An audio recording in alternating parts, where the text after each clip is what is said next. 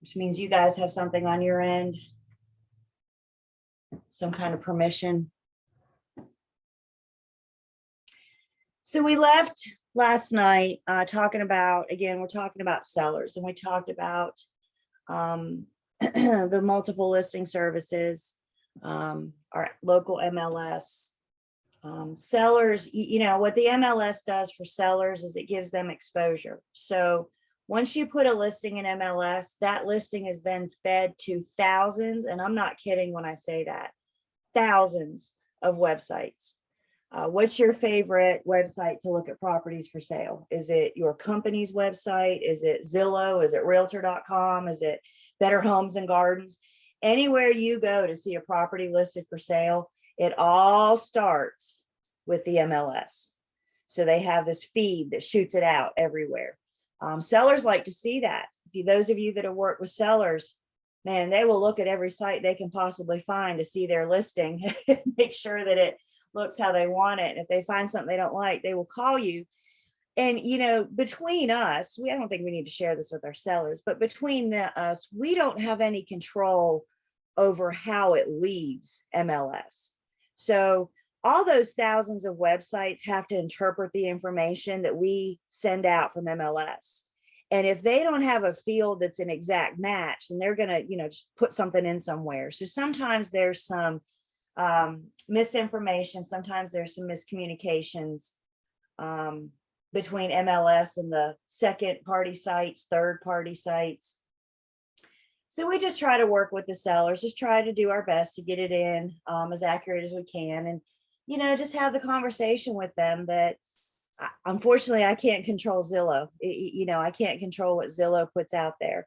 By the by, I will tell you guys, you can log on to Zillow and make changes.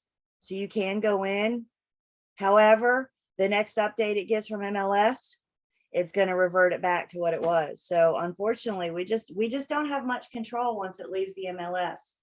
I think that's another good push for particularly buyers to use us, because we have the accurate information, because we have straight from MLS, where things that we see in some of the other sites may not have copied or transferred over accurately. But ultimately, I think sellers like having the exposure. And then, like we said, for agents, the big thing about the MLS is we can all pull our inventory together. You know, guys, we're salespeople, and salespeople needs a product to sell. And if you don't have a listing, then you personally don't have a product to sell. So how do you sell a house? Well, thank you, my peers across the Triad MLS for sharing our listings, so we together can collaborate and help the sellers, help connect buyers and sellers. The other thing with the MLS for us, as we mentioned yesterday, is this is where and how we cooperate with each other. So when you look at a listing in MLS, it's going to tell you how much the listing firm is willing to pay you should you bring them a buyer. Make sure you look at that before you show the property. If what the listing firm is advertising for commission is not what your firm expects to get paid when working with a buyer, then you need to go to your buyer and have them make up the difference. So we had that example yesterday of a 0.5% commission. And while I'm not going to share what my firm expects to collect when they work with a buyer, I will tell you we expect more than 0.5%. So we just had to get what we could, you know, and then collect the rest from the buyer. The other thing we said yesterday about the MLS that I think is important just for you guys in practice, remember, you're only guaranteed commission from your MLS, whatever you're a member of. So if you're a member of Triad MLS and you want to go to Charlotte and show a property, you can. You absolutely can. What I'm cautioning you guys on is you need to contact the listing firm and see if they're willing to cooperate with you, even though you're outside MLS. You guys, once you start listing in the Triad, you're going to get calls from other agents. So your firm's policy may help you determine if, and if so, how much you're going to cooperate with that agent from another MLS, from outside of the Triad MLS. What do you guys think? If you have a listing, let's say you have a listing here in Winston-Salem, and an agent from Raleigh contacts you and says, I have a buyer, would you guys compensate me? Some firms will still offer the 50-50 split as traditional, but other firms may not offer that outside member as much. They may still offer them commission. Oh, bless you. They may still offer them a commission, but it may not be as much. What are you guys' thoughts? If you had an agent coming from Raleigh, why would you not offer them as much of a commission?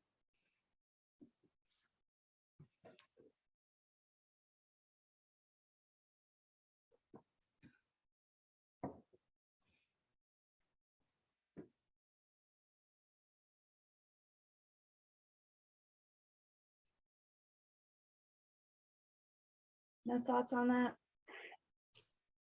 Yeah. I don't see a reason why not. You don't see a reason why not? You would think that, and again, it's up to your firm's policy. I agree. Why not? The only thing, again, I caution you guys on is if we're going outside of the MLS, the agent in Raleigh Supra isn't going to work here in the Triad.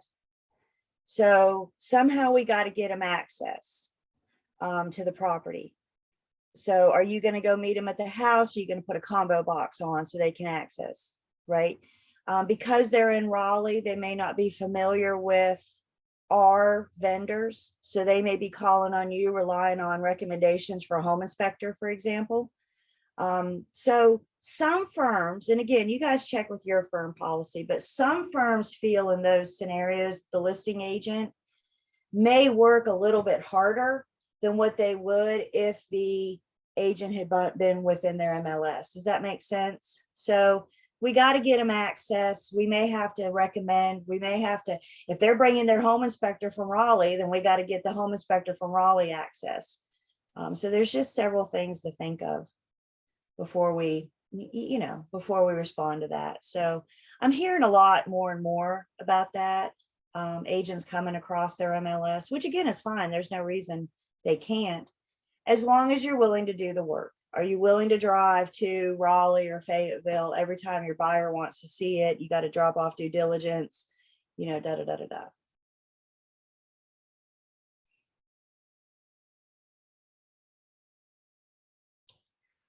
So moving or continuing along, talking about working with sellers, another thing we need to talk about is some Sherman antitrust laws. Sherman antitrust this isn't just about real estate, you guys. This is, a federal regulation. And the big picture of these antitrust rules, these antitrust laws, the big picture is they don't want to have any monopolies. They figure any market shouldn't be monopolized. It should be a fair and open market between all parties. And particularly, they give us some things that we can't do. And one thing, and I think this is the one that affects us the most, that we can't do, is engage in price fixing. We all need to understand that our firm determines what they're going to charge the seller. The firm determines how much they're going to collect when they work for a buyer. This does not come from a local board of realtors. This does not come from the North Carolina Association of Realtors, the National Association of Realtors. This does not come from the Real Estate Commission. And what we need to be careful about is what we say. So when you're at your listing appointment, the seller will look at you and the seller will say, how much commission do you charge? What we need to be careful about is how we answer that question. What I can't say is all of us in the Triad charge X amount, or we all charge the same thing. We've just engaged in price fixing. So when your seller asks, how much is your commission? Your answer needs to be, my firm charges X amount. We need to be clear that we're saying not what's average or standard. There is no average. There is no standard. Every firm is free to set their own policy as they choose. I'm not sure if you guys have been following it. You may want to make a note if you're not. I haven't been following it in a while, actually, but there's a huge lawsuit going on right now with the National Association of Realtors and the Department of Justice. And the DOJ is going after NAR for, you know how these go, a laundry list of things. And one of the things that they're accusing NAR of in a roundabout way is price fixing. I think what, and NAR is going, whoa, whoa, whoa, we never said, you know, in 21 years, I've never gotten an email from NAR saying this is how much commission to charge. So, you know, from my standpoint of view, I can say I've honestly never heard them. But what's happened, what started this was a bunch of sellers got together and they decided that it wasn't fair that they paid the buyer's agent's commission. And NAR is saying, well, y'all signed the listing agreement. You agreed to do it. If you didn't agree to do this, then why did you sign that listing agreement? You know, and NAR is also saying we've never told anybody how much to charge. So again, it's been a couple months since and I don't know if somebody has an update from what I know, but last I knew, it did make it to court. And it'll be interesting to see the outcome of this because it may change the way that we collect our commission. This is me and my crystal ball. I almost want to hit stop recording right now to say what I'm getting ready to say, because this is just me and my opinion and my crystal ball. But I think we may see a market where the seller pays the listing firm and the buyer pays the buyer's firm. Each party pays their own commission. That's just my prediction. Don't hold me to that, please. But I have a feeling that might be one of the outcomes, might be one of the results of this lawsuit. So as I said yesterday, the only thing consistent in this industry is change. So hang on to your hats, because we very well may see a shift in that where we have to collect from each party. Shanquenta says, wouldn't that be better? You know, I think either way, our commission is figured off of the sales price. So if the seller's paying the sales price, then they got to calculate our commission into as part of their money back. Now, if the buyer's paying part of our commission, then are they going to be able to afford as much house? Because now they got bigger closing expenses. So would it be better? You know, that's a great question. I don't have an answer for that. Have you guys heard about this lawsuit? Any thoughts or? I have not, but I have a question, I guess.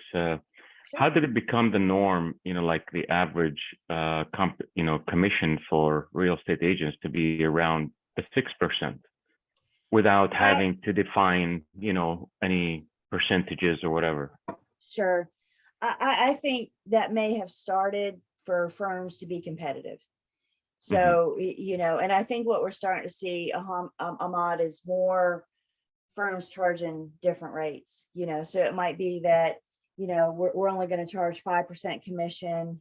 Maybe we're going to charge, you know, 4%, keep 3 for us and 1 for the buyer's agents, right? So I think we're starting to see some of these a lot of firms going off of, and we're using the word norm hesitantly here, right? But right. You know, the average, you know, kind of commission rate, I think we're starting to see sellers and listing firms kind of break away from that.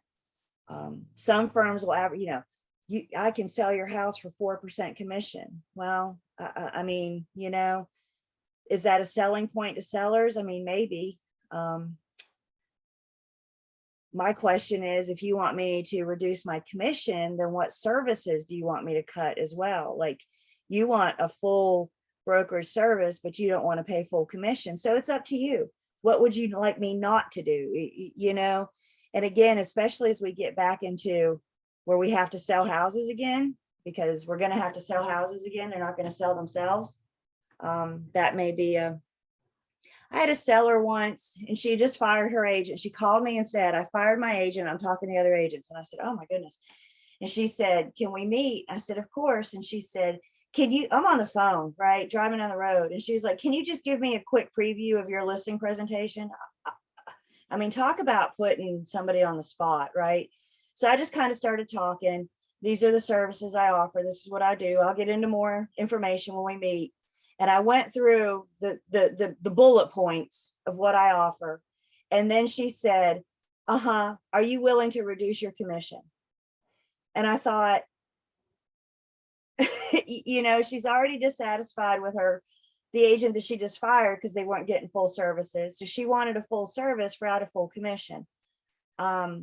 She called me back later and said she's gone with another agent. I never got a chance to meet with her, you know, but we got to protect our commission. We've got to protect our commission because nobody else is going to do it. And remember, your firm has a policy. Is your commission negotiable? And if so, how much wiggle room do you have? Because the other question you're going to get at that listing appointment, how much commission do you charge? The other question you're probably going to get is your commission negotiable? So you need to be prepared when you get to that listing appointment, how you answer that. Let's see, I feel like when we work with the buyer, we do a lot of work. To split the commission is not fair. Yeah, I mean, and you know, same thing with the sellers, because I think when we work with the sellers, all our work is done up front before we ever see it online, right? Before it ever hits the websites, we've gone in and done the research and the measuring and the pictures and all that good stuff. Buyers, our work tend to start when they say, this is the one, let's write it up. And now we're going to assist them through the process. So it'll be interesting to see what happens, definitely, and see the outcome of, especially that lawsuit. It's also the catalyst for these limited listing services. You know, that's spurred this because, as the gentleman was saying, I mean, as a buyer over the years, people have just sort of, you know, consumers have come to the understanding that the real estate business charges 3% on the buyer side and 3% on the seller side. And so it appears to the consumer as a price fixed type of practice. And what that tells you in antitrust is and many of the economic rules that we have in our society, capitalism usually drives prices down or drives costs down. And it's not in this case. Everybody sort of looks like they got together and made a deal, sort of, even though they might not have, you know, but you've got this other type of limited services thing that's coming in and appealing to that niche of, we don't charge all that. We're going to give you plenty of opportunity to not have to pay all this Only money. what you need. Right.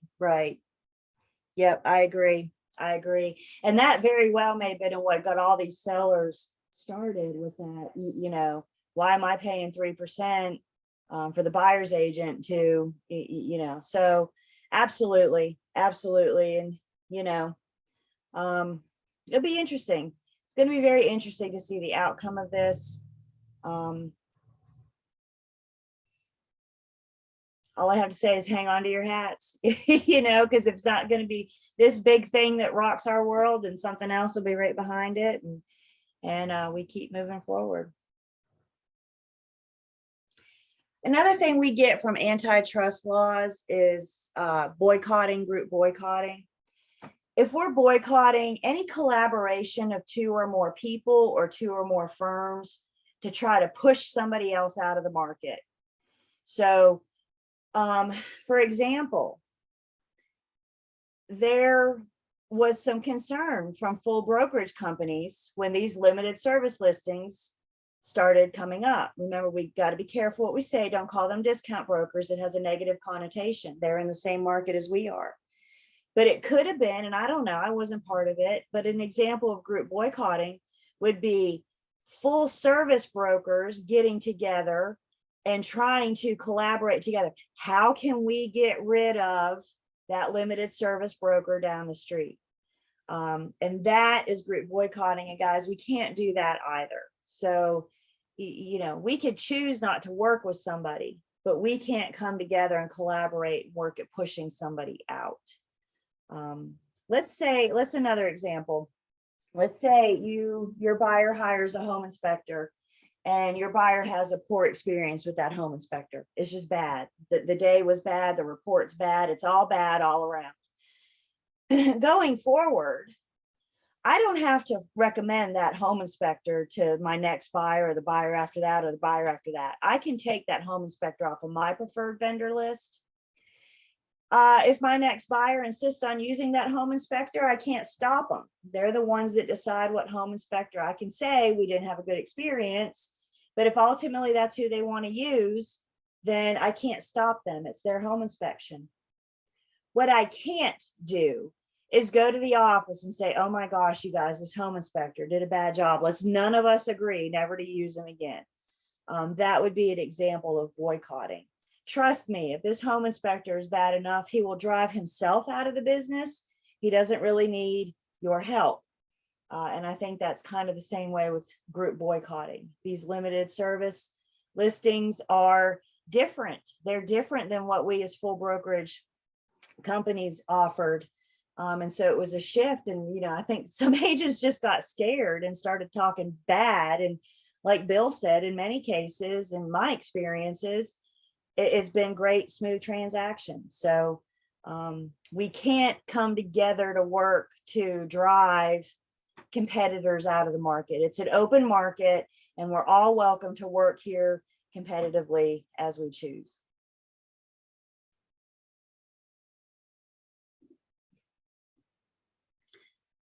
So let's talk about how we can get listings. And there's some rules that we have about the certain ways that we can and cannot solicit listings.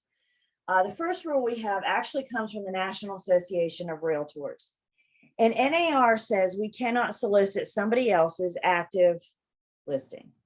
If you see a listing in MLS, hands off. You cannot contact that seller. If you see a listing in MLS, you know that they already have a listing agreement. As we said yesterday, whenever you do contact a seller, are you working with an agent? Should be one of the first questions you ask. And if they say yes, then we need to respect that relationship. There have been times in the past where, let's just say I'm going through the MLS and I see a listing in this market and it's, you know, overpriced and it's been on the market for like 6 months, which in this market is a really long time. You know, guys, I cannot call that seller and say, wow, your agent's doing a bad job. You've been on the market for 6 months and you're overpriced. No wonder you haven't sold. If you fire them and hire me, then I bet you I can get it. I can't do that. I cannot solicit somebody else's. Now, if that listing expires tonight at 11:59 p.m., can I contact that seller tomorrow morning to try to solicit their listing? Yeah, it's fair game now, right? Because they don't have an active agency agreement anymore.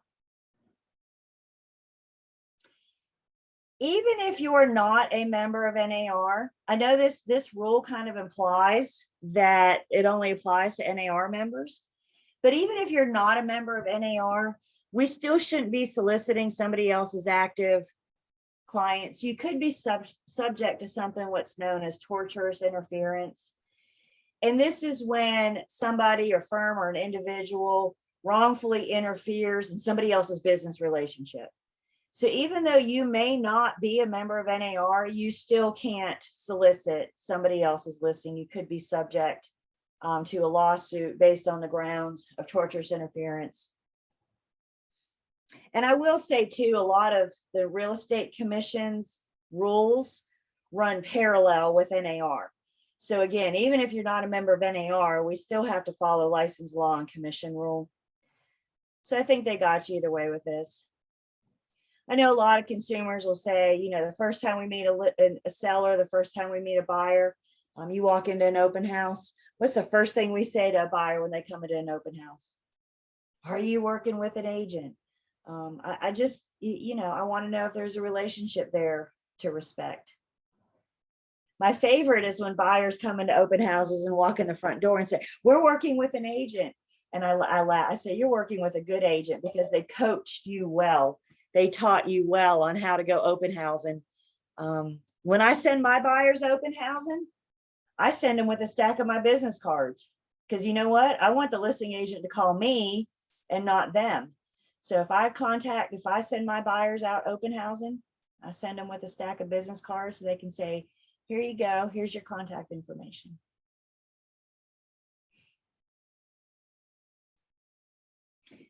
So what if?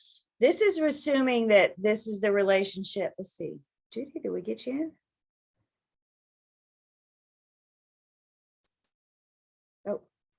Yeah, it says it's joining. So this is assuming that that you reach out to the seller. And we know we can't do that, right? If they have an active agreement, we need to ask, and if they do, they need to honor that. But what if the seller reaches out to you? What if the seller is in a current listing agreement, or for that matter, the buyer is in a current listing agreement and they reach out to you? Well, first off, if a seller contacts you first, I need you guys to document that very carefully. I need you to show that they were the one that made the initial contact, because I don't want you to get yourself in trouble for, no, they called me. So everybody good with me so far? We're going to document them reaching out to you. Is that a question? No, she's playing with her. Okay. So when they contact you, we can discuss the terms of a possible listing agreement, but we need to be very clear that nothing would happen until they're either out of their current listing agreement or their current listing agreement expires. So we can discuss terms. If I were to list your home for sale, this is what it would look like. I can't get anything signed while they're still in an active agreement, but we can discuss. And we should never encourage the seller to terminate their listing agreement early. If somebody contacts you that's in a current agency agreement, I think best practice would be to encourage them to talk to the BIC. If they're unsatisfied with their agent, unsatisfied, we still have to honor that agency agreement, even though they may not be happy with the services they're getting. I can't solve anything for them. It's only the BIC of the listing agreement. So we may want to encourage them, but we can't, oh, just call them and terminate and then we can enter, or, we just need to be very careful. If they do call you back in 2 days and say I've terminated, I would ask to see a copy of that. I would ask for verification just to make sure. Log into MLS real quick and see if it's still active. If it's still active in MLS, then that tells me that they haven't terminated. So we just need to make sure we proceed with caution if they contact us.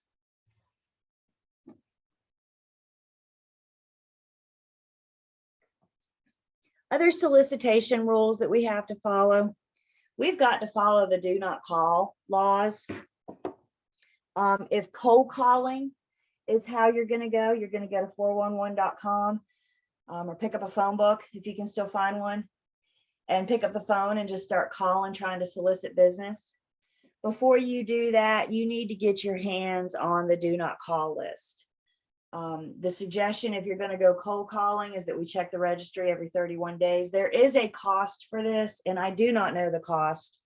Maybe your firm will go in on that cost with you. We can share a list or something. Just check with your BIC if this is something you're interested in doing. The firm should also have an internal list. So this isn't the do not call registry, but this is an internal list with a firm where the consumer has asked that we don't call them anymore. So maybe it was, a former client, maybe it was a customer, but anyway, the consumer has asked the firm, please stop calling. And there should be an internal list, because remember that it's the relationship with the firm. So if they tell me to stop calling, what they're saying is they don't want to hear from my firm. And that's what we need to honor. That's what we need to respect. Let's see, do you guys have a clause where if the contract expires, that they can sell or buy within a certain amount of months after the original agent gets a commission? Contract expires. We do have a protection period in our listing agreement and our buyer's agency agreement. So we will look at that. Yep, we will look at that when we look at our agreement and talk more about that. I have a question about the do not call. Yes. I don't know about you guys, but in the past couple of years, if you're registered on the federal do not call list, almost every week I was getting a text message or a call. Hey, I'm such and such. I'm interested in buying your home. And then as soon as they tell them I'm on the do not call list, they hang up or say thank you or text them back. And most of these were local agents. Most of these guys. So they should have really kind of checked this, right? Yep. Okay.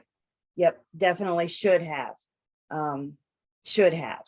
Maybe they're kind of taking their chances and saying, well, if I call, the worst they can do is hang up. But there could be problems down the road, and I wouldn't encourage you to take those same patterns. Outside of agency, are y'all getting robocalls? All the time? Does your phone drive you nuts someday? You get calls from Colorado, Texas, and Utah on the same day. I'm like, I don't know anybody in any of those places who's calling me.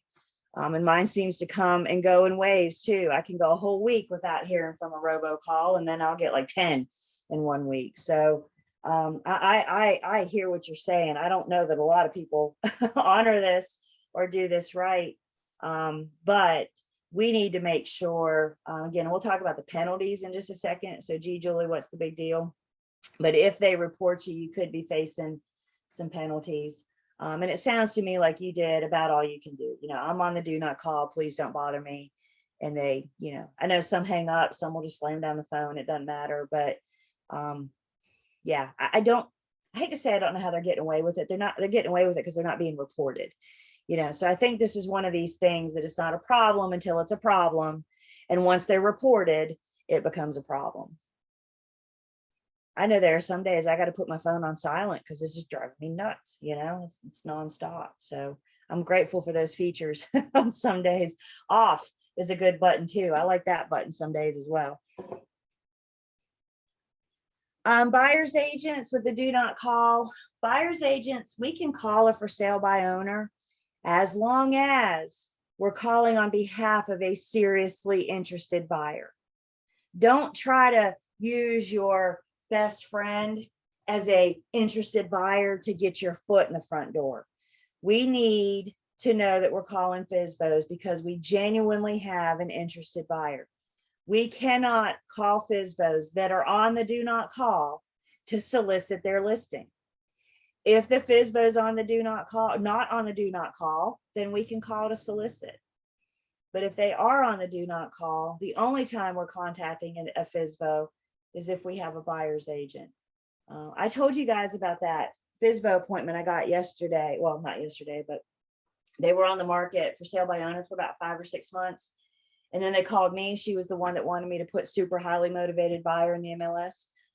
While I was there at my listing appointment, their phone rang, and he said, we get agents calling us all the time. He said, I bet you this is what it is. So he answered the phone and he said, yes, we are for sale by owner. He said, do you know I'm on the do not call? And I can't hear the other end of the call, but he said, I am on the do not call registry. And then he said, actually, we actually just signed with a firm. They're standing here right now. And that agent went click and slammed down the phone. And I thought, well, gee, if it doesn't work out with me, that's really not how he gets his business, going forward. So that for sale by owner told me then that, agents call all the time. Again, does that make it okay? Not according to the do not call rules. You're only calling if you have a seriously interested buyer. There are some exceptions to the do not call. So people that are on the do not call, if they give you their permission, if they say, please call me, then we can call them, regardless if they're on the do not call or not. If you've had a previous business relationship, you can call them for up to 18 months after the relationship's over. So let's say you had a listing agreement with a seller and that thing expires today, or you had a relationship with a buyer and they closed today. Because we had a previous relationship, I can call them for up to 18 months or until they tell me to stop. If they tell me to stop calling, I've got to honor their request. If you get a consumer inquiry and the consumer is on the do not call, you can contact that consumer for up to 3 months. Let's say, for example, somebody comes into your open house and signs your open house registry and leaves your phone number. You can contact that person for up to 3 months or until they tell you to stop calling. What if they do a website inquiry, fill out the blanks on your website and submit a request? If they provide their phone number, even if they're on the do not call, you can contact them for up to 3 months or until they tell you to stop. So some kind of inquiry from the consumer with their number. And then if you have a personal relationship, again, so if you listed your, parents' house 3 years ago, you can still call your parents or until your parents tell you to stop calling.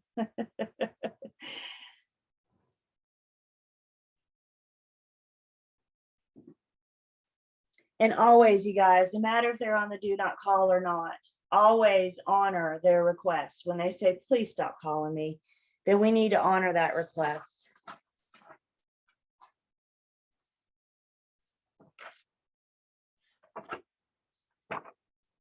Let's look. I'm going to get out of here just for 1 second.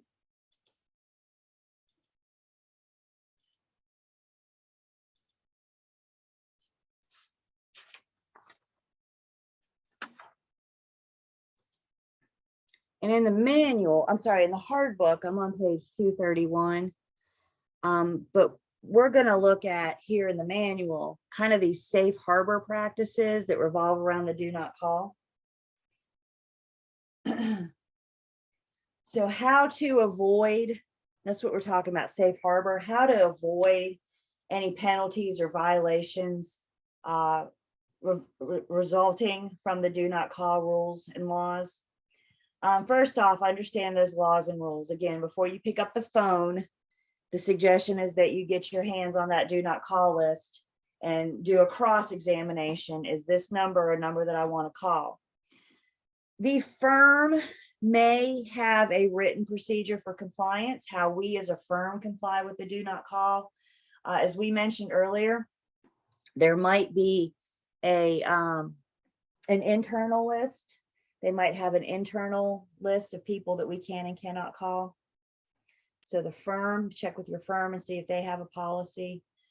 The firm should help the broker monitor and assure compliance with the laws, make sure that the company is following the procedures and the company's procedures are within the laws and the rules.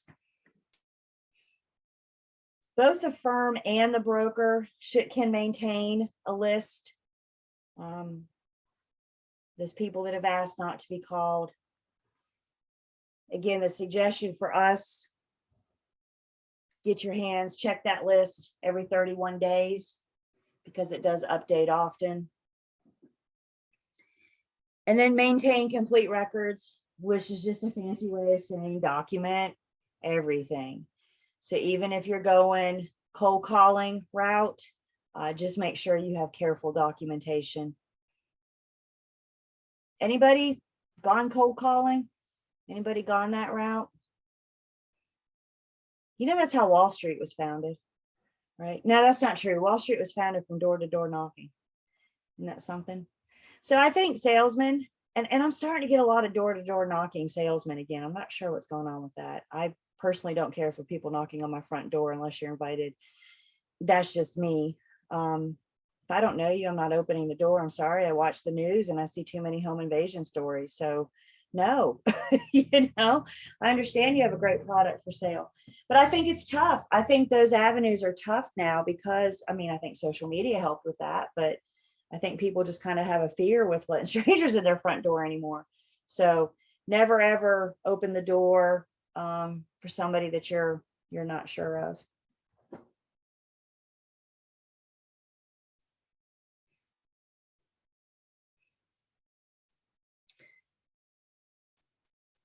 So these people that, may get caught, again, it's not a problem until it's a problem. When you get caught, now it becomes a problem.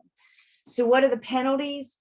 Well, violations for the do not call laws and rules, they could result in federal penalties. They could also result in state penalties. Federal fines, according to the syllabus, we're looking at up to $43,792. You don't need to know that number, but let's just say $44,000 per call, not day or month, per call, $44,000 per call, with the possibility for treble fines for other willful violations. What does treble fines mean? You take the fine and you times it by 3. Here's Maria's 3 again. She was ready for me. So you take whatever that fine is, you times it by 3. So there's 44,000, times 3, or another violation times 3. State fines, we're looking at $500 for the first violation, $1,000 for the second, and $5,000 third or more after that. So again, just because a lot of people aren't practicing this right, guys, it's not a problem. As long as they keep saying, like Ahmad's very nice, or Ahmad's very nice, excuse me, Ahmad's very nice. So as long as they keep saying, please stop calling me and hanging up, it's not a problem. The problem is when they report you. And that's when you're facing some of these fines.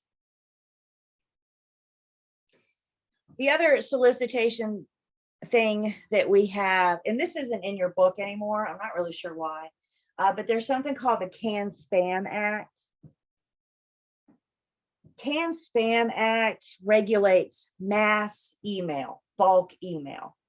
So if you're going to solicit by sending mass emails or bulk emails, what the CAN-SPAM Act tells us is that you have to have an option for them to opt out, for the recipient to opt out. You guys ever get emails and at the bottom it says click here to unsubscribe? They gave you the option. They were in compliance with that CAN-SPAM Act. So if they unsubscribe, then of course we're going to stop emailing them. They may also just hit reply and say remove me from your email list. So if they request to be removed from your email list, or if they unsubscribed in the opt-out option, then we need to honor that. Your book mentions the junk fax laws. I don't know how much the fax is being used anymore, but again, it addresses very similar to the CAN-SPAM Act. If you're going to send fax advertising, then you have to give it an opt-out option. You have to give them a means to not receive those faxes anymore and to honor that request. So what I've just done is given you a list of things that you can't do. You can't send mass email without an opt-out option. You can't call if they're on the do not call unless it's an exception. You can't solicit somebody else's listings. What do you guys think are some things that we can do to solicit listings? What are things that we can do to get our names out there? We've already said door to door.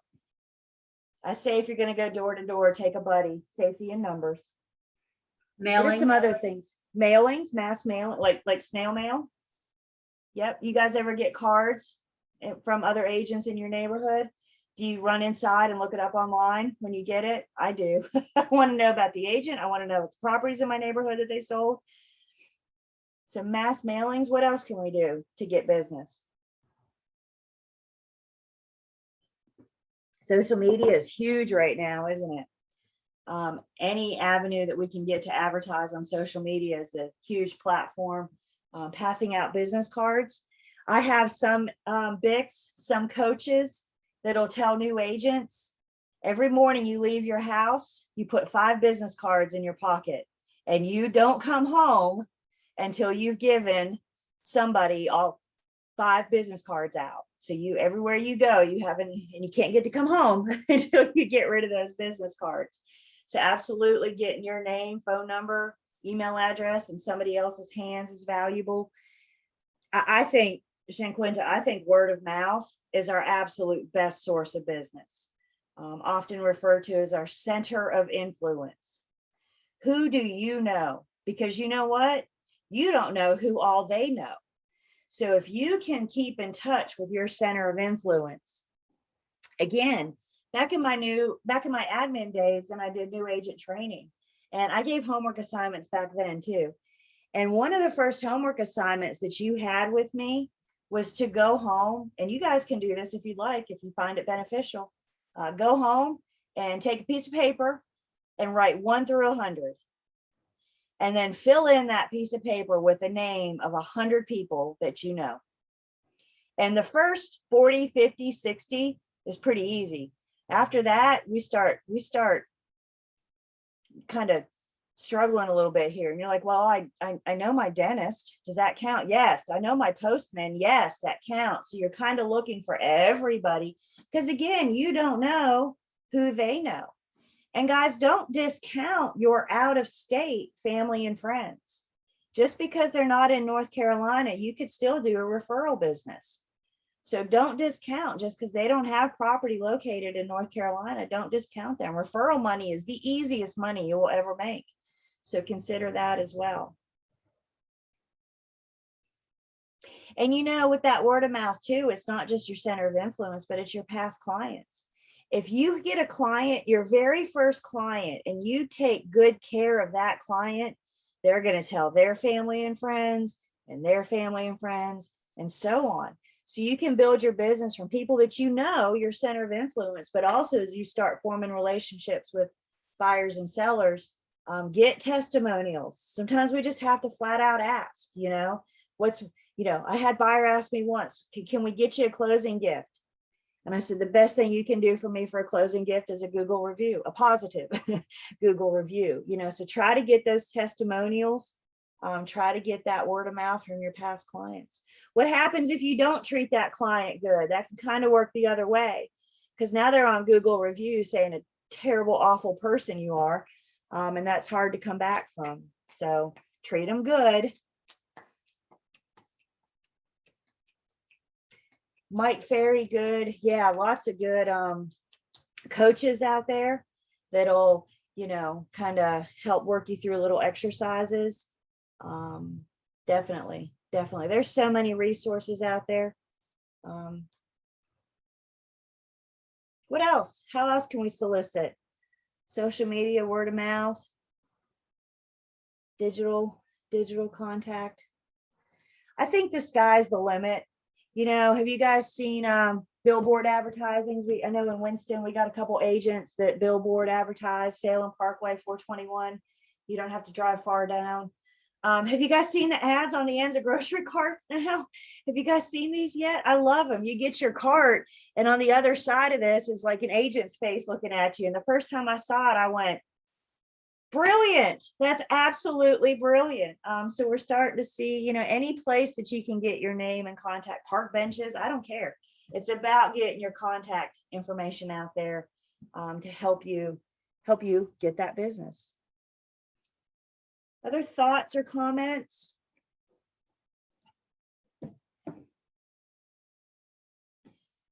My firm does a client appreciation event once a year. So we invite all of our previous clients. This past month, we did it at Camel City Barbecue in downtown Winston. You guys know this place?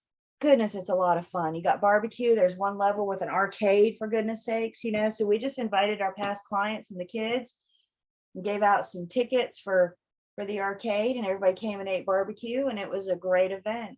And we got clients saying, well, we're looking forward to next year. So it's something that another way for us to get in front of them and remind them that we're here. If you don't remind them that we're here, they forget about you.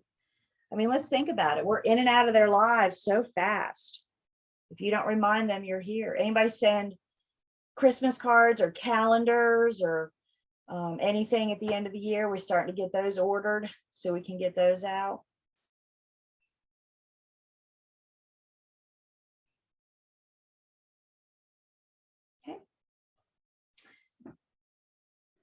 So we're getting closer and closer. Let's start getting ready for this listing appointment. We've solicited the seller. We did so in a way that we're allowed to. We are getting the information that we need. What are some things, as I'm getting ready for the listing appointment, what are some things that I need some documents that I need to start getting ready? What are some documents I need to start getting ready for this listing appointment? Working with the real estate one. Number one, right? If we haven't done it when we're scheduling the listing appointment, we know we need to do it early on in the listing appointment. So go ahead and get that ready. Absolutely. The MOG, RPOD. Any of your seller disclosures? Yep, because we know that if the seller hires you, We're going to have to include those in MLS to make it available to a buyer. So absolutely, our seller disclosures. What else can we start gathering? Start getting ready. Maybe a listing all our services that we do. A list of the services, so your company's marketing plan, how we plan to market and advertise. You know, some companies may have a plan very, very well thought out. This is what I'm going to do to market on week 1, week 2, you know, month 3, if we're still at option. So yeah, your firms, how are you going to advertise? How are you going to market it? Amanda says a CMA. Yeah, because at some point the seller's going to look at you and say, how much can I sell my house for? Keep in mind with the CMA, we need to be prepared to adjust, because we can do the research on the home and we can learn everything about the home that we possibly can, except for what the inside looks like. So we can look at previous MLS listings and previous pictures so I can see what the home used to look like. But what I don't know is what it looks like, probably what I don't look like now until I walk in the front door. So CMA, absolutely, because you know this is going to come up. But when you walk in the front door, you may need to adjust up, or in some cases down, depending on the condition of the inside, how many repairs need to be done, you know, that kind of thing. So absolutely. And you know, what the heck, take your tablet or your laptop with you, the listing appointment. So if we do need to adjust that CMA, you can sit there and do it right then and there based on the condition of the home. Maria says a sample of a listing agreement. May I ask why you said sample? Only to show them so that they could read it over, and then if they decide to go with us, we could always email it to them. Okay. All right, so put a sample in their hand for them to look over. But why not have the actual agreement one ready to go just in case? We feel, you know, the seller says, everything sounds good. I like what you're saying. Where do I sign? I want them to be able to sign. You guys with me? So I think a sample is a great idea. I can start filling stuff in like property information, you know, things like that. I can't fill in listing price, commission, because that's negotiable. So I can't complete it before my listing appointment, but I can start it and I can have it sitting right there. So if the seller says, wow, Julie, this is impressive, I'd like to hire you, is there something I need to sign? I can say, sure, bam, here you go, you know, while the motive is still there. What else would you guys gather to take with you?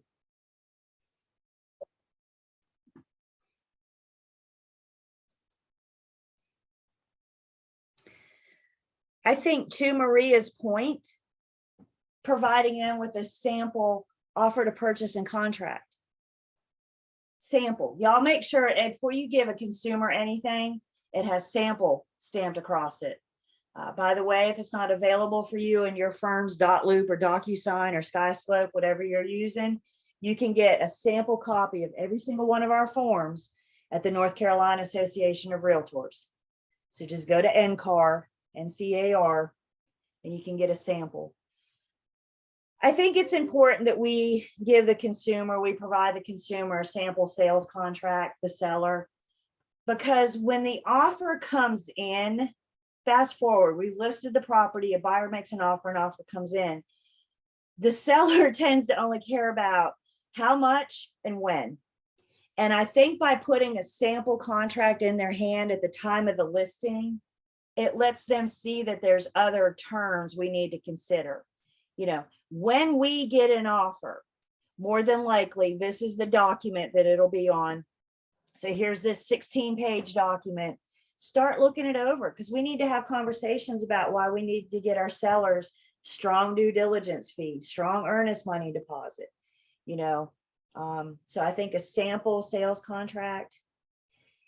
And then I think another good suggestion as we're getting ready is that property data sheet. Again, as we're kind of going through the home, the way your book is written, it kind of leads us to believe that the first time you go to the home, you do your interview, you do your listing appointment, And then you walk out with a signed listing agreement, a completed property sheet. Everything happens on that day. And I think the trend recently has been sellers interviewing a couple different firms before they decide who to hire. So the first time you're in that home, you may not be gathering property information. You may just be selling yourself. And then they call you and say, we want to hire you. And that's when you can go back. So just know that there's not one way that this works. Every seller, every transaction is different. But again, if you're sitting there and the seller says, ooh, I want to hire you, let's be ready to go. Let's have that property data sheet ready so we can start filling it in and gathering that information. You may or may not know you're on a competitive listing appointment, by the way. Maybe the seller tells you you're talking to other agents, maybe they don't. My suggestion to you is to take your A game every single time. Just assume you're going on a competitive listing appointment. Because if Maria and I are competing for a listing and Maria goes in and she's having an intelligent conversation with the seller about zoning and highways and school boards and, you know, what else do we care about? You know, the neighborhood and the HOA. And look, I did all my research and I know all this stuff. And then I show up an hour later going, do y'all know your zoning? How much do you pay in taxes? Who came out better there? Maria's going to get that appointment, that listing all day long, isn't she? Because she appeared to be more prepared than what I even attempted to be. So just make sure, treat them all as if they're competitive.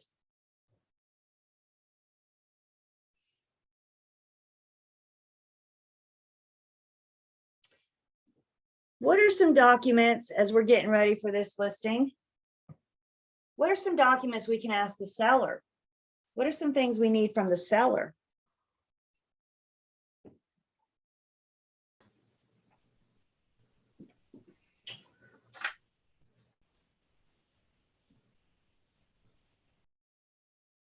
You need the deed. Copy their deed? Yep, I go online and get it, but isn't it good to have something to compare and contrast, make sure the deed I have matches the deed they have? So we know we're all on the same page. Absolutely. Ask for a copy of their deed. HOA, if they have HOA. If they're in an HOA, they can help us start gathering covenants, restrictions, bylaws. They probably have a copy somewhere. If not, I mean, they should just be able to contact the HOA and get it. I like having that early because a good buyer's agent's going to ask for it. So let's go ahead and address it now. I do, and you guys may have a different experience than me, but it's been my experience that HOAs generally tend to like to talk to the property owner. So this is why I say we need to get the seller involved if they don't have the information to help them gather. I've called before and they've said we need to talk to the owner. So my experience is that they just want to talk to the owner. But again, that's a conversation you can have with the seller. I did have an HOA guy, man, he was like, oh yeah, I got it. And he was like, can I drive it to your office? And I was like, well, you can just see, no, I don't email. I'll just swing it. He drove it out to my office, sat down in the conference room with me and talked to me about it, went over. And I thought, wow, you are not the norm. I was very appreciative of him though, and everything he provided. What's something else I want to gather from the seller? Some important information I need to get about the seller.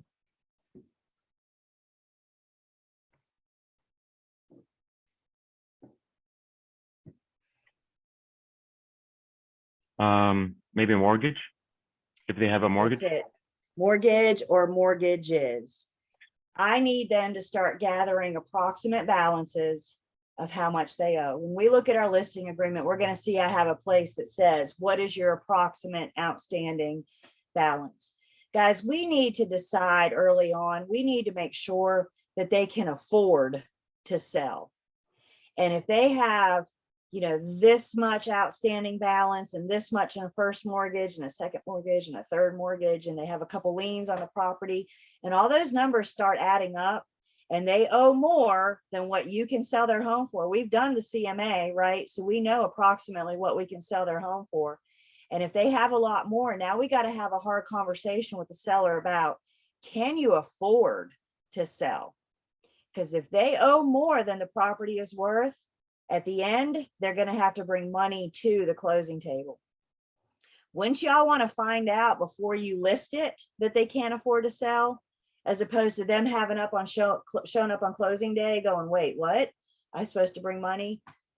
So we need to make sure, and that's a hard, I just met you and I'm already saying, how much money do you owe on your house? You know, that's a kind of a hard conversation, but it protects us, it protects them as well. I think that's one of the bigger things we can ask the seller. Shanquinta says violations. Absolutely. If we're in an HOA, what happens if you break the rules, that kind of thing, what could happen, the penalties.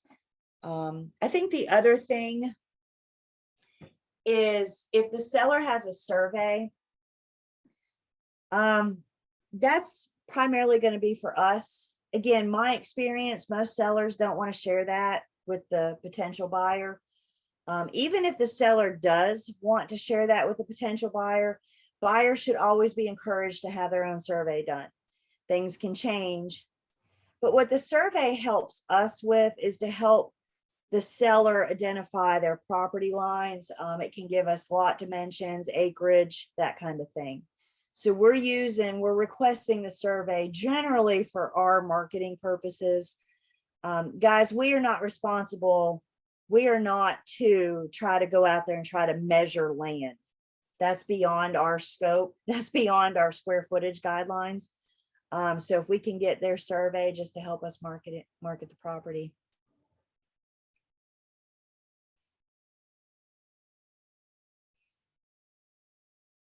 You think of anything else? I think this is generally a good place to start. Yeah. Would you like, for example, if somebody had an addition done to their homes, wouldn't you want to have like the permit and all of everything was done, licensed, whatever? Absolutely. Absolutely. And unfortunately, I may not know that when I'm getting ready for my first listing. But once I go inside, I'm absolutely looking for those red flags, right? Like we can smell fresh paint. You can sometimes tell if a room's been added, right? Because the brick or something is just like a hair off. It just doesn't look like the original. When you're in the home, if you walk down to the basement and it's been finished, that should be a flag to ask some questions.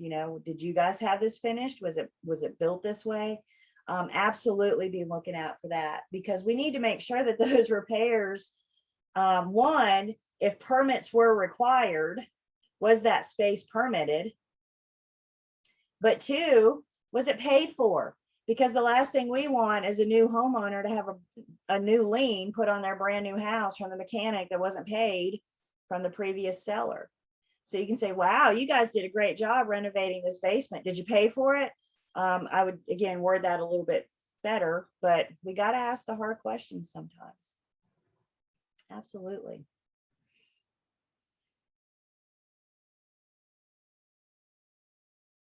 Okay. Well, let's go ahead and take our break. So I got 10:14. So we'll come back at 10:15, 10:25. And we're getting to our listing appointment. That's where we're eventually heading. So let's take 10.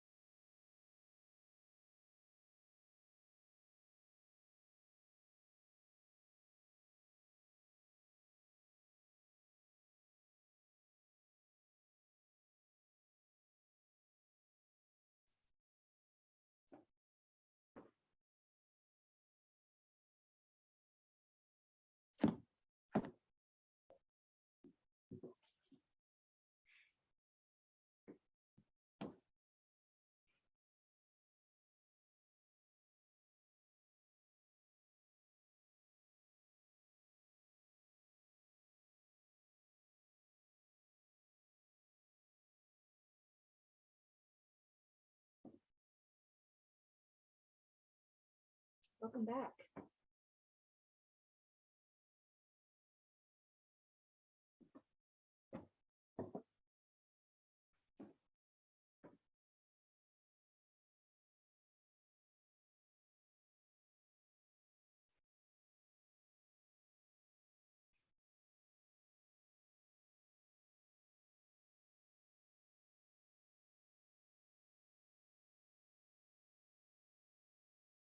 All right.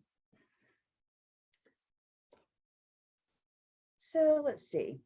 Before we get much further, we need to just take a step away from the book for a second. As we're getting ready for our listing appointments, as we're getting ready to meet with buyers, anytime we're getting ready to meet with a member of the public, we always need to think safety first. We've always got to keep our safety in mind.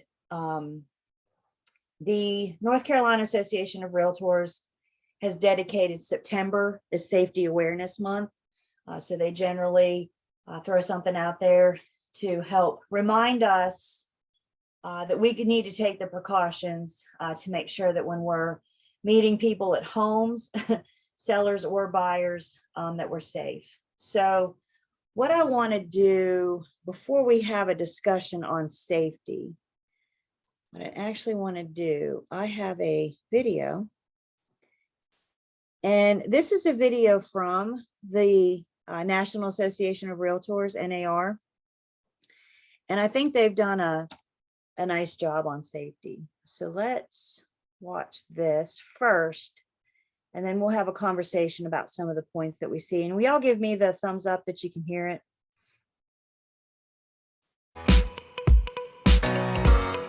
As a real estate professional, you are in a unique position that most working professionals never face. In your business, you often share your contact information openly with others, meet unknown clients, and walk through vacant properties, to name a few. It's because of the unique nature of this business that it's critical for all real estate professionals to have personal safety protocols in place that you follow every day, with every client, every time. So what kind of safety protocols should you implement into your daily routine? Here are a few to consider. When meeting a client for the first time, do not meet a new client at a property right away without first having an initial meeting at your office or a public space, like a coffee shop. During the initial meeting, make copies or take photos of the client's driver's license and pre-approval letter for your records. This precaution allows you to keep a record at the office of who your clients are, their information, and a calendar of appointments. When first meeting with a new client, you should discuss the types of real estate they're interested in and walk them through the safety protocols you have in place for all clients. Now you can arrange showings, meet them at properties, and schedule open houses to help them through the biggest financial decision of their life. When viewing a property, it's okay to ask your client to drive separately. This is a safety precaution for you as much as it is for them, not to mention you might both have appointments to go to before or afterward. Hey, this is cute. As you tour a property, walk behind your client. This routine safety measure allows them to see the room first and make their own impressions. Many agents do not go into attics, garages, or basements as an additional safety measure. But encourage your client to look around and let you know what they think. It is a safe practice to only show vacant properties which might not have electricity during daylight hours. This allows you to see what safety hazards may exist, like a loose floorboard or any defects the house may have. It's got potential. When holding an open house, advise your clients to board their pets and remove jewelry, family photos, credit card receipts, artwork, prescription drugs, and any other valued possessions from the home in advance of the open house. This is just one way to look out for your client and to keep their property and belongings secure. Keep a record of who entered the house by asking everyone who walks in the door to sign in with their name and phone number or show a photo ID. There is something to be said about safety in numbers. Consider bringing along a colleague when holding an open house. If there are several potential buyers walking through the home, even better to have 2 agents on hand to answer questions and keep an eye on things. Safety is an important part of real estate, Be prepared and follow the protocols and processes that have been put in place to keep you and your clients safe. For more information and additional resources, visit www.nar.realtor/safety. All right. What thoughts do we have on safety? Comments, thoughts? Have we thought much about it yet?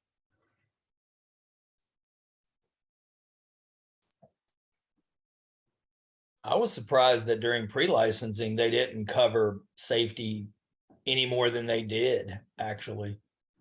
Oh, yeah.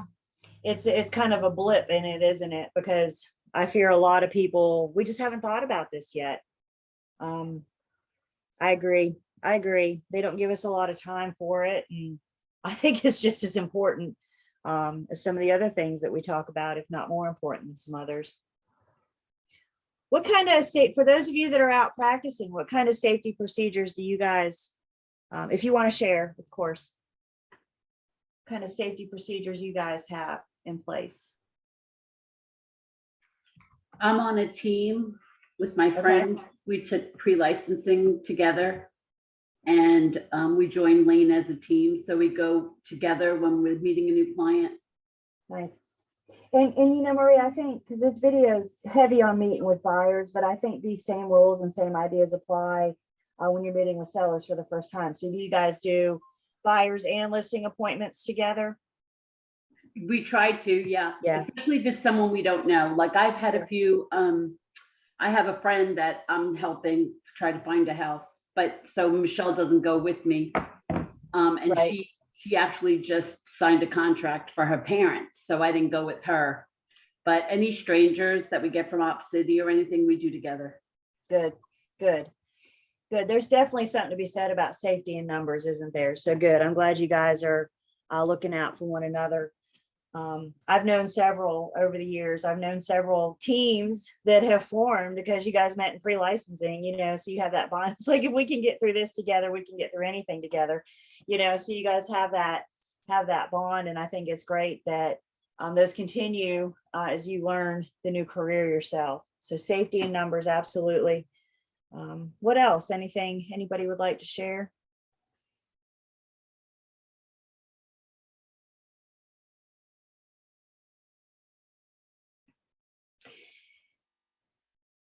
By the way, gentlemen, when we talk about safety, this applies to you as well. So please don't think that because you're a he, that you're not immune. Unfortunately, there have been attacks on realtors from buyers and seller clients, tenants, property management, men and women. So let's just kind of go through some of the points.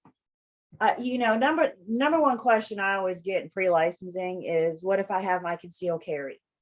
If you have your concealed carry, you absolutely are welcome to take it. Your firm may have a policy of whether or not you can bring it on the premises. But as far as you out showing property, putting yourself in a situation, if you do not have a concealed carry, then you need some form of protection. Get mace, get something you can have on your keychain. I'll share with you guys, I have my concealed carry, but I also have my mace. My objective is to get away. My concealed carry would probably be a last ditch effort. So my mace is more readily available. I have a flashlight that also serves as a taser. So if you're in a vacant home, go to Amazon after class. Yeah, and you can Google it. But if you're like in a vacant home, would it be weird for an agent to have a flashlight in a vacant home? Absolutely not. But a flip of a switch, and now this thing is a taser. You got to charge it every couple months. Yeah. Are they legal in North Carolina? Well, I don't know.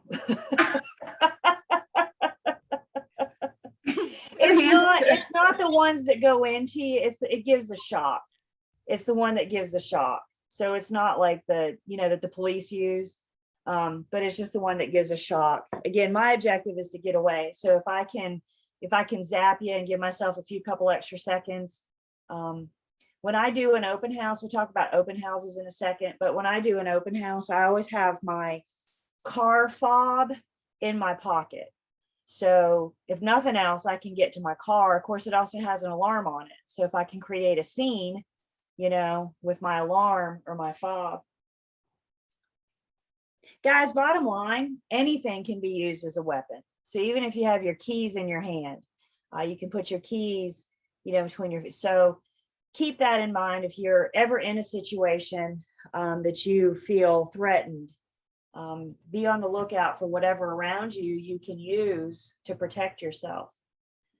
I also think every single one of us in this class should take a self-defense class.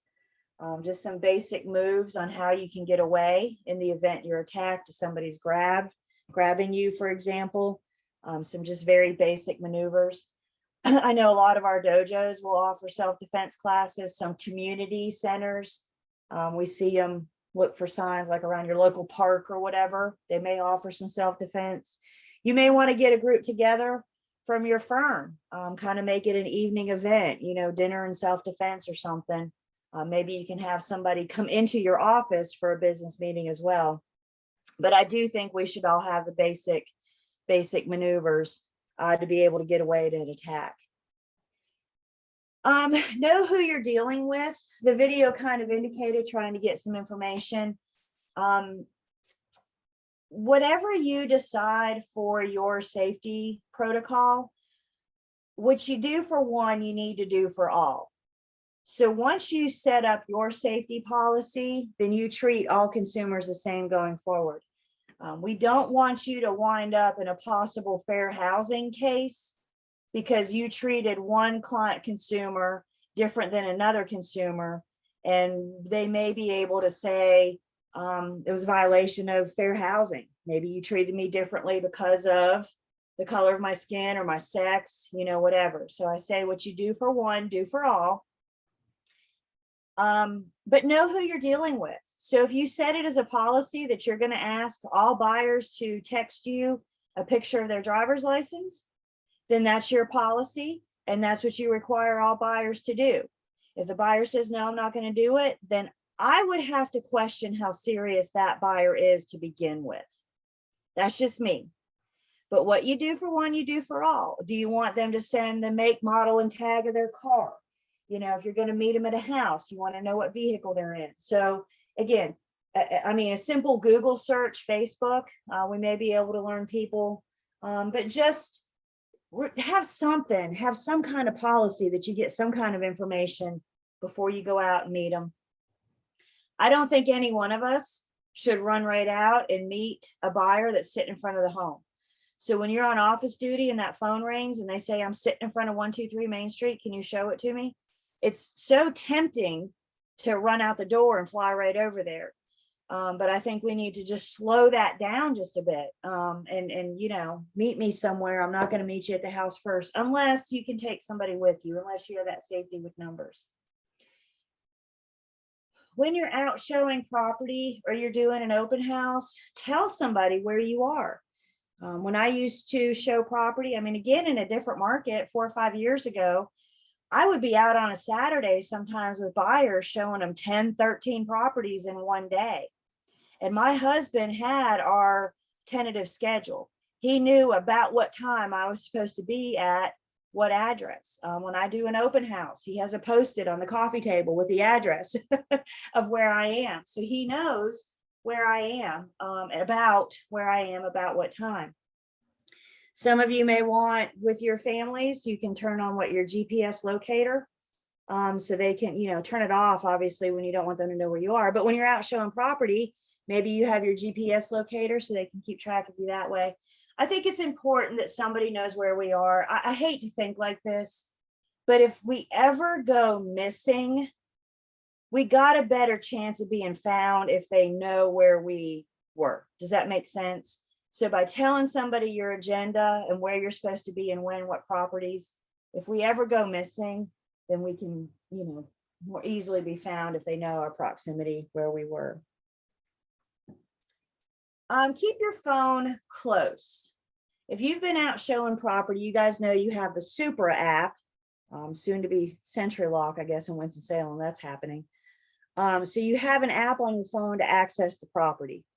And I say that because it doesn't look funny for us to have our phone out because I need it to get in the front door. Now, be courteous. You're with a buyer, so don't be on the phone the whole time you're with the buyer, but have your phone close. You may want to have your emergency numbers programmed. Of course, 911 is always a good one. So keep your phone close, especially when you're doing an open house. Before I unlock the front door of an open house, I go through the house with my phone and make sure I don't have any dead spots.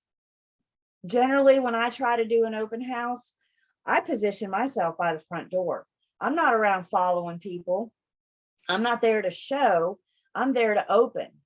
And I keep myself positioned by the front door. And I'm telling y'all, I see people coming to the open house when they're driving down the street. I see them long before they get out of their car. So people don't sneak up on me. I see you coming in, I see you coming out.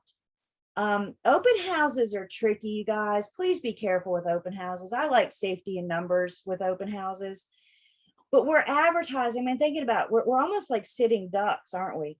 We're telling the whole world, I'm at this big empty house all by myself from 2 to 4, come see me. You know, so just be prepared what we're the message that we're putting out there. If you can have a fellow licensee, a fellow broker go with you, great. One of you can work the second floor, one of you can work the first floor. When you're doing an open house, you can bring an unlicensed friend or family member to sit with you. Just make sure they know what their role is. Is their job to sell the house? No. Can they talk to the consumer? Not unless they're asking about how the weather, right? But if you're taking unlicensed, you need to make sure you have that conversation with them ahead of time so they understand their role, what they can and cannot say.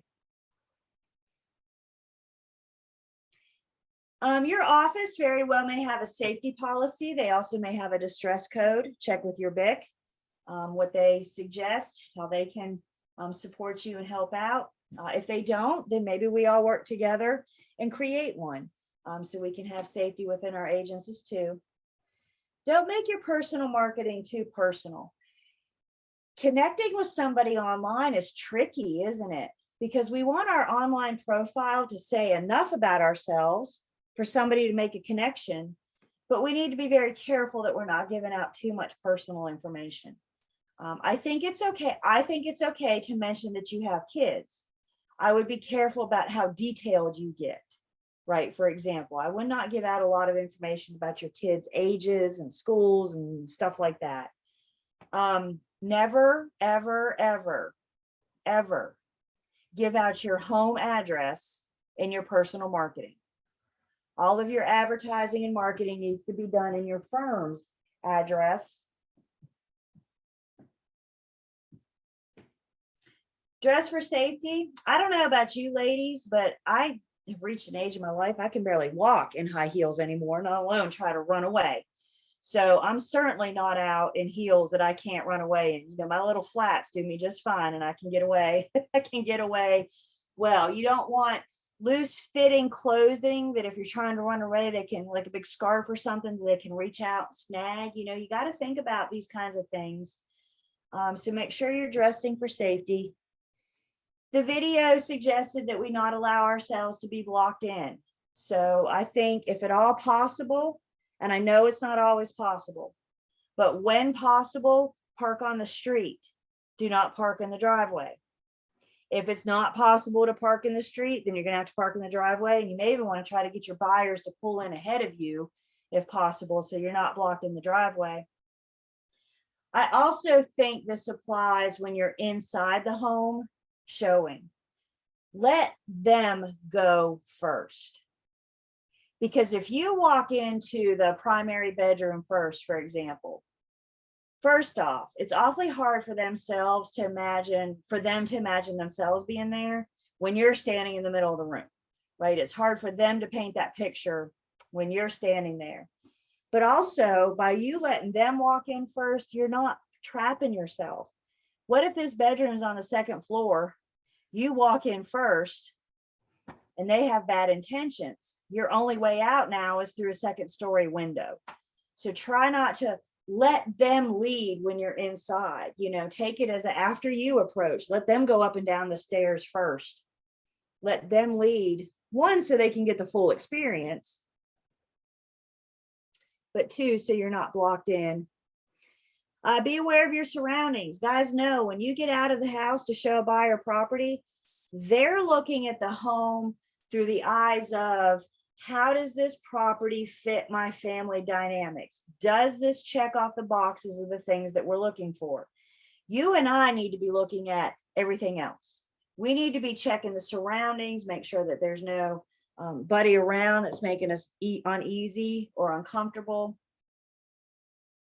I showed a property once. I had buyers, they lived in Raleigh, and we were together a couple months. But they came up from Raleigh generally on Sunday mornings because that was the best time for them to come up. And I met them at a house one Sunday morning. And when we got there, there was a car in the driveway and it was vacant. I knew it was vacant. And there was a car in the driveway and we could see somebody like on the side yard walking around.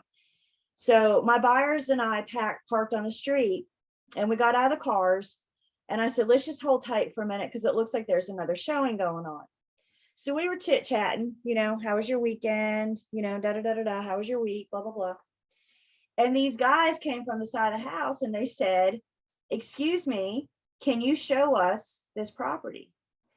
And I said, I can't at the moment because I'm with my buyers. And I said, if you know, I can give you my card, I'd be happy to show you later, or you can contact the neighbor, the name on the sign. And he got very upset. You're not going to show me this house? No, sir. First off, what do I know about him? Absolutely nothing. Second off, didn't my buyers hire me? Right? So how would that, what kind of service would I be doing them if I said, yeah, come on, let's all go look at it? I mean, I could have been putting all over.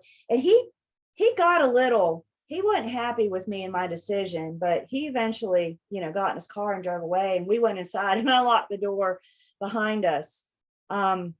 I don't know what his intentions were. Maybe he just really, really wanted to see that house right now. Maybe he meant ill will. I'm not sure, but that just didn't seem like it was a good idea. So just be aware of your surroundings, know what's going on around the property. I think the biggest advice I can give you guys is listen to that little voice in your head. And when that little voice in your head says, danger, danger, run away, that thing is there for a reason, you guys, and we've got to pay attention to it. Please don't feel silly. Don't feel, oh man, why did I do that? It is there for a reason. Please pay attention to it.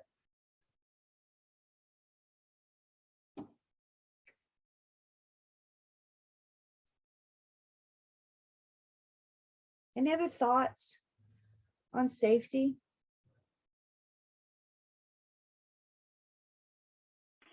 Are there any like statistics of issues that have happened to agents or brokers, either in the Realtor website or anywhere? I'm not sure about stats. There might be some numbers in NAR. I think the most recent one that I heard about was an attack on a male agent up in Virginia. He was meeting buyers at a vacant home. They called and said, we want to see this house. And he went running right out there. Luckily, he got away with little injury. That may have been within the last, I don't know, couple years or so. Maybe 8 or 10 years ago, there was an agent in Arizona that was raped and murdered by a buyer that she was shown a property to. And this all went down in September, which is why the National Association of Realtors has now dedicated September as Agent Awareness Safety in her memory. Guys, let me say this. There is no amount of commission worth your safety. There's no amount worth it. And if you don't believe me, ask your family on the next break. Is it worth it? And I'm pretty sure they're going to tell you no as well. I've shown property before in the evenings and weekends, and my husband comes with me. Now he stays in the car, right? And he either throws the seat back and goes back to sleep, or he plays on his phone. He lets me do my thing, but they see him there. So there's been times that as long as I buy him a piece of pizza afterwards, he's usually willing to come with me and hang out for a minute. But it's good to have that support. And You know, I think, again, when you're meeting people for the first time, it's okay to ask to meet them in a public place. I think ideally, if you can get them to the office, but if not, if that's just not feasible, there's Starbucks everywhere, Panera Bread. You know, let's position this. The buyer calls you and says, I want to see 3 properties this afternoon. And you say, great, we're going to meet at the Starbucks on the corner first. That gets us in public, right? That allows me to be seen with somebody else. My husband knows I'm at that Starbucks on the corner. So if he needs to track me down, he knows where to go. So I can buy a coffee for this person or these people. That's a tax write-off. So it's not like I'm just, but while we're sitting there at Starbucks, before we show property, what's one thing we can do? What's one thing I can do to kill time? We got to do it anyway.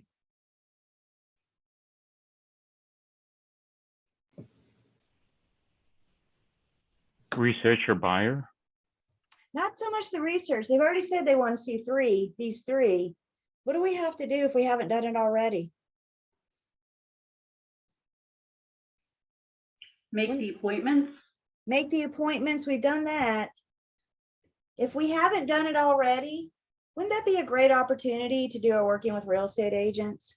Wouldn't that give us an excuse if we haven't hit first substantial contact yet? We're getting ready to go look at 3 properties. We know we're bound to hit it at some point. All I know is they want to see these 3 properties. We've not hit it yet. If you've not done it yet, or if you just had the conversation over the phone, you can use that as your excuse of hanging out in Starbucks before you go see that. Does that make sense? And I think once I've met buyers a few times and I feel comfortable with them, then I'm, better off, but still don't ever let your guard down. Because guys, let's face it, we're in and out of these people's lives so fast. How well do we really get to know our buyers and sellers anyway? We're together for a couple weeks or a couple months or whatever. So never let your guard down. But yeah, maybe if you haven't done it yet, your disclosure, that may be a good reason to, well, let's meet at Starbucks because we got to go over some paperwork before I can show you these properties, so you can kind of use that. And again, if they refuse to do it, I got to question how serious buyers they are.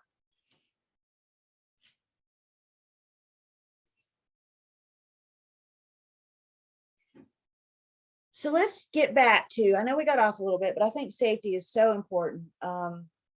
Always have, and I've always been a big advocate. And Bill, I agree. We need to spend more time in pre-licensing to help position these new agents that may not have considered this yet. But let's get back to meeting with sellers. There's some safety tips that we can offer our sellers. First off, most agents I know will ask the seller to depersonalize the home. My broker, my BIC, she's great. She'll tell a seller to go out to like Big Lots or something and buy like 6 or 8 of those big totes, those big plastic totes. She'll tell them to go buy 6 or 8 of those and go through the home and start packing stuff up. They're moving anyway, right? They got to pack eventually anyway. So start packing up. So get 6 or 8 totes, pack them up. Once you've done that, go back and do it again. She's helping them depersonalize. She's helping them declutter. It's awfully hard for buyers to imagine themselves living there when they're looking at pictures of your kids. So help them depersonalize. And otherwise, we got strangers coming in your home. So why do we want them looking at pictures of your kids? So depersonalize, declutter, make sure that the seller knows during the showings. I can't always trust that the buyer's agent is going to be there. I'd like to think that they would, but I've heard too many stories in my years about buyer's agents opening the front door and then sitting on the front porch while the buyers go through the home. Guys, we need to go through and with our buyers to make sure, 1, that they're not, taking stuff, but 2, to help keep them focused. Stories of kids jumping on the bed. Are you kidding me? This is all caught on camera, by the way. So make sure that they're respecting the fact that this is still the seller's home. But anything that can walk away easily. Y'all, I showed a house once and we walked into the bedroom and those people that morning stood there and took their pills and just chucked them on the bed. So when we walked in, there was like 10 different prescription medications laying on the bed, just right there, as pretty as you please. How easy could that have been for my buyer and I'd have been like, oh, sweet, they got something good, and walked out the door. So just make sure we're encouraging them to put their meds up. Don't put meds in a medicine cabinet or kitchen counters. You know where people look for meds? In the medicine cabinet and the kitchen cabinet. So, you know, put them somewhere else. Jewelry should go somewhere, any kind of weapon, something like that.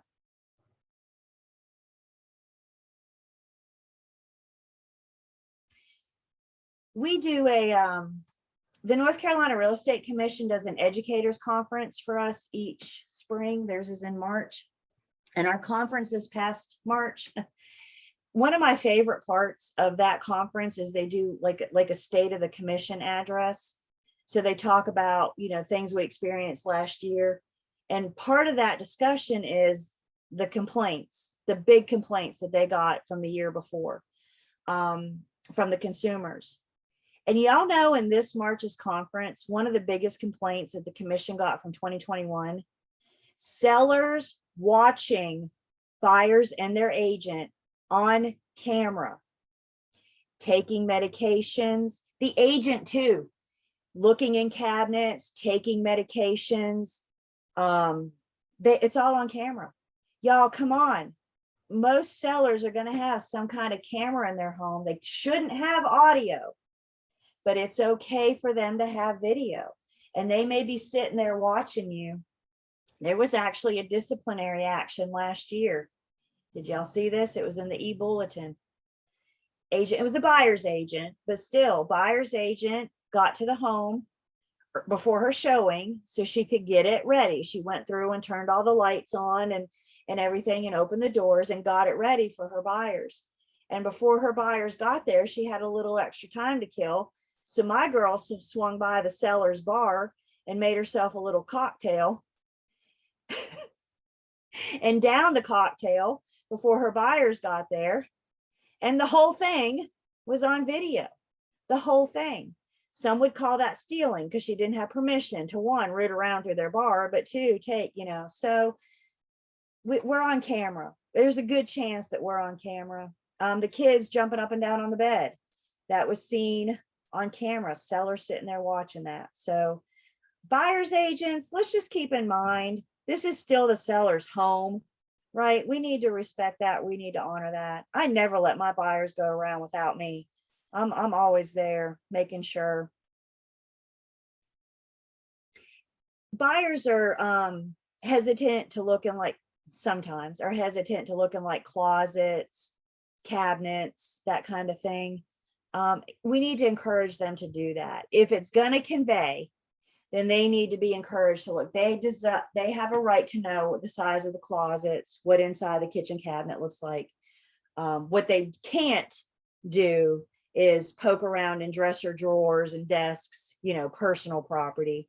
And again, I think that's another good reason for us to be there with them, making sure that they're looking at what they should be looking at. Is it fair to ask the seller, for example, if they have a camera system or voice activated system before you go in? You know, as the listing agent, I would have this conversation with my seller, and we actually have, it mentions it in our listing agreement. So it gives us a great opportunity to have this conversation with the seller about how video is okay, but audio is not. So again, I say thank you, Forms Committee, for providing that with us, is, you know, another tool to discuss. As far as buyers go, you know, me as a buyer's agent, even though the listing agreement says video only, no audio, I still caution my buyers before we go in, you know, just be very careful about what you say. They shouldn't have audio, but I have no guarantee. And guys, I don't care. Buyer walks in the front door and goes, oh God, look at that carpet, whatever. I don't care about that. That's their opinion and they're entitled to that. What I don't want is my buyer walking in the front door going, oh, this is the one, this is the house I've been looking for my entire life. I will do anything for it. What did the seller just hear? Cha-ching, cha-ching, cha-ching, did they not? So that's what I caution my buyers. And some of my buyers are so cute, I can't get a peep out of them in the home until we get outside, well away from the Ring doorbell. And then they're like, yak, yak, yak. But just kind of, I throw that out to my buyers just in case. I don't want to negatively affect their negotiation power.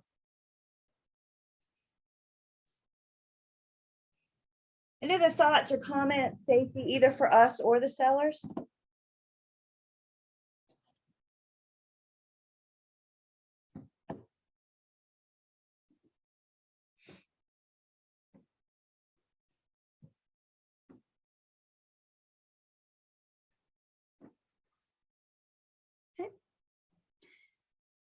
So pre-listing, listing, again, I know we've talked about these, but we'll kind of go along in the book to make sure we cover everything. At some point, either at the pre-listing or the listing, we need to do our working with real estate agent. Again, there's no science to this. If you are on the phone scheduling the listing appointment and the seller hits first substantial contact, stop. Let me explain to you. I don't know you confidentiality until you decide to hire me. If you haven't hit first substantial contact when you're scheduling this showing, then you're going to want to do your disclosure shortly after you get in the door. We can't walk in the door and start asking a bunch of questions, trying to get some information before we first let them know that we don't owe them that confidentiality, especially if you're in a competitive listing appointment. Should they choose not to hire you, then they need to know what they're telling you.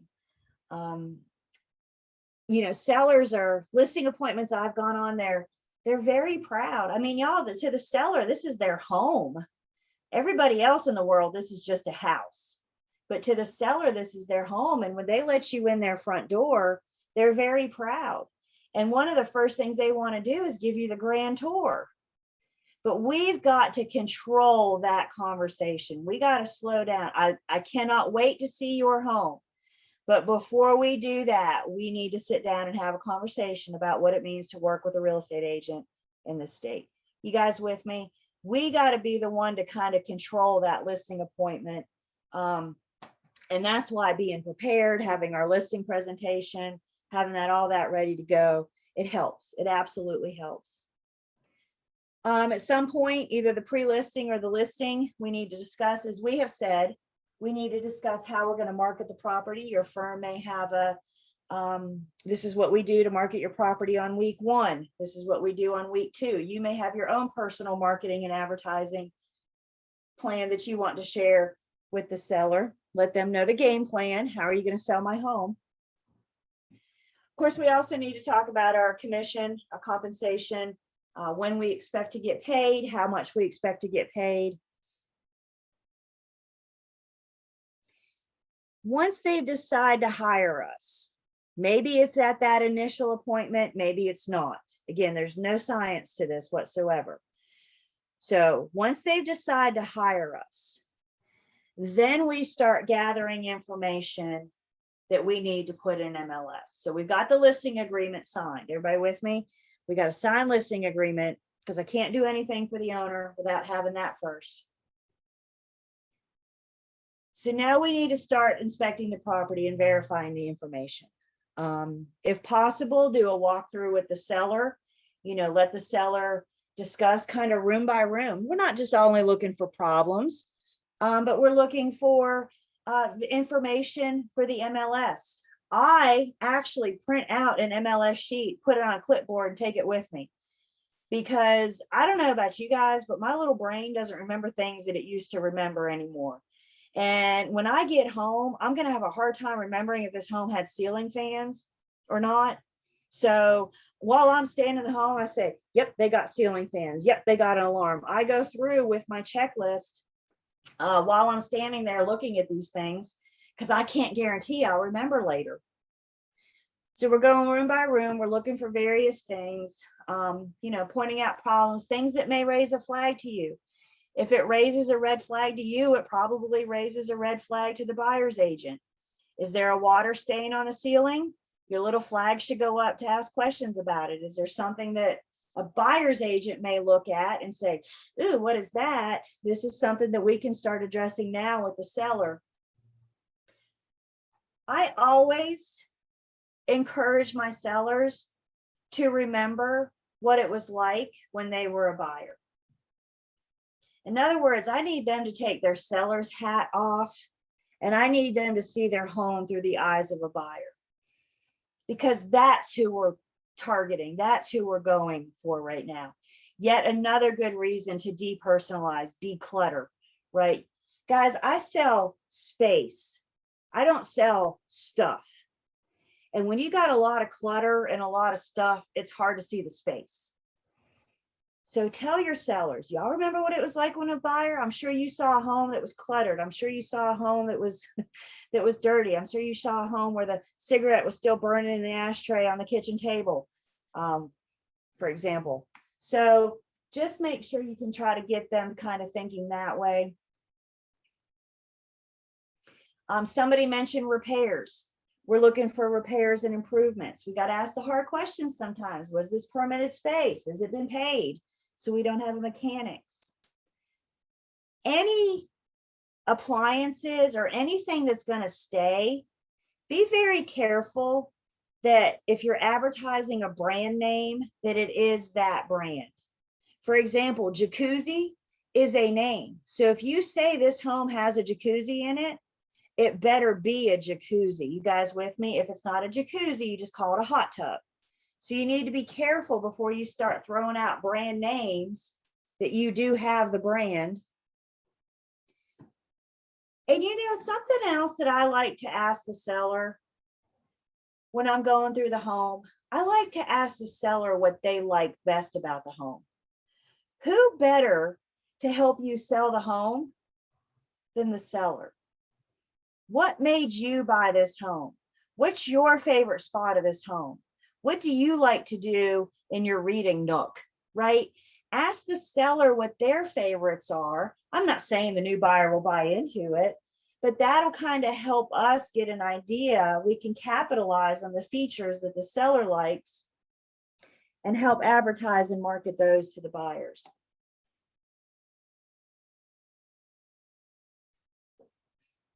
Another big conversation we need to have with the seller is any personal property they intend to leave or any fixtures they think they're going to take with them. We need to have this conversation up front. We'll look at our fixture list. When we look at our listing agreement, we'll see a whole list of fixtures, so we will talk about that. You know you're going to get asked about the fridge. If you didn't, I just told you. You will be asked by a buyer if the fridge is going to stay. So why not go ahead and ask the seller, hey, y'all going to leave the fridge or are you going to take it with you? We can have these conversations up front so we can be better prepared to answer them. Again, we'll look at our listing agreement. I have a place to list personal property. I have a place to list fixtures. So the seller and I can be in agreement. And guys, keep in mind, just because the seller is willing to leave the fridge, is that a guarantee that the buyer wants it? No. So seller says, yeah, I'm leaving the fridge. Okay, that's only applies if the buyer requests it in the offer. If the buyer doesn't want it, it's personal property and you got to make other arrangements for it. So we have these conversations. Make sure it's the fridge in the kitchen, not in the garage. That's right. Let's be specific about the fridge, right? We don't want a two shelf dorm room fridge in the in the kitchen, or like you said, the soda fridge in the garage. That's probably not what they what they had in mind. Absolutely. Helping the seller, or the seller and I are going through noticing any defects of the property, anything again with a red flag. Does the garage look a little off the property line for you? That may be a red flag that maybe there's an encroachment here. You know, does the fence, you hope maybe have the survey in your hand. Maybe this fence looks like it's over the line. Or are we dealing with an encroachment? Again, we're looking for red flags.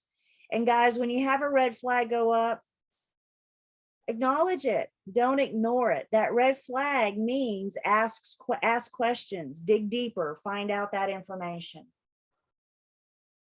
Throughout the listing from day one onward, I think it's not a bad idea to remind the seller that despite how they complete the RPOs and the MOG, we always have a duty to disclose material facts. I think we can tell them that on day one, but I think that's an easy piece for them to forget. So as we're going through the home, remind them, I have a duty to disclose material facts. If I see a water stain on the ceiling, I have a duty to say, hey, look, there's a water stain. My red flag goes up to try to investigate further. Is there a bathroom above that ceiling? Is there a roof? Is something leaking? But I think the seller needs constant reminder about this material fact thing. Like I said yesterday, I truly believe that material facts and commission are the two biggest things that pit sellers and agents together. So have this constant reminder, make sure they understand. As we're going through the home, we can suggest any needed repairs or improvements. The seller may want to know, what are some suggestions you have that may make my listing more sellable? Well, this paint looks a little rough. Can you repaint? Your front porch needs to be cleaned. Maybe you paint the front door a color that makes it pop. You know, what are some suggestions that we can make? Some sellers have a bigger budget than others. Some sellers are more willing to do repairs than others, repairs and improvements than others. But I think we can make suggestions. And if they're not willing to do anything, that's okay. That may be the lower end of the range of how we're going to list your property. And maybe we say, look, man, you know, redoing your landscaping, curb appeal, and painting this room, we might be able to get you a little bit more money because it's about perception. It's about how the buyer perceives it. Again, we're asking questions about any construction alterations, were permits pulled. We'll talk about measuring in just a bit. I can advertise on permitted space. I can include it in my total heated square footage. I can, but if it's unpermitted, I have to disclose that it was on permitted space. So if we've had the basement complete unpermitted, I can advertise it if it meets the criteria. We'll talk about that criteria in a second, but I have to disclose that the basement was finished without permits on permitted space.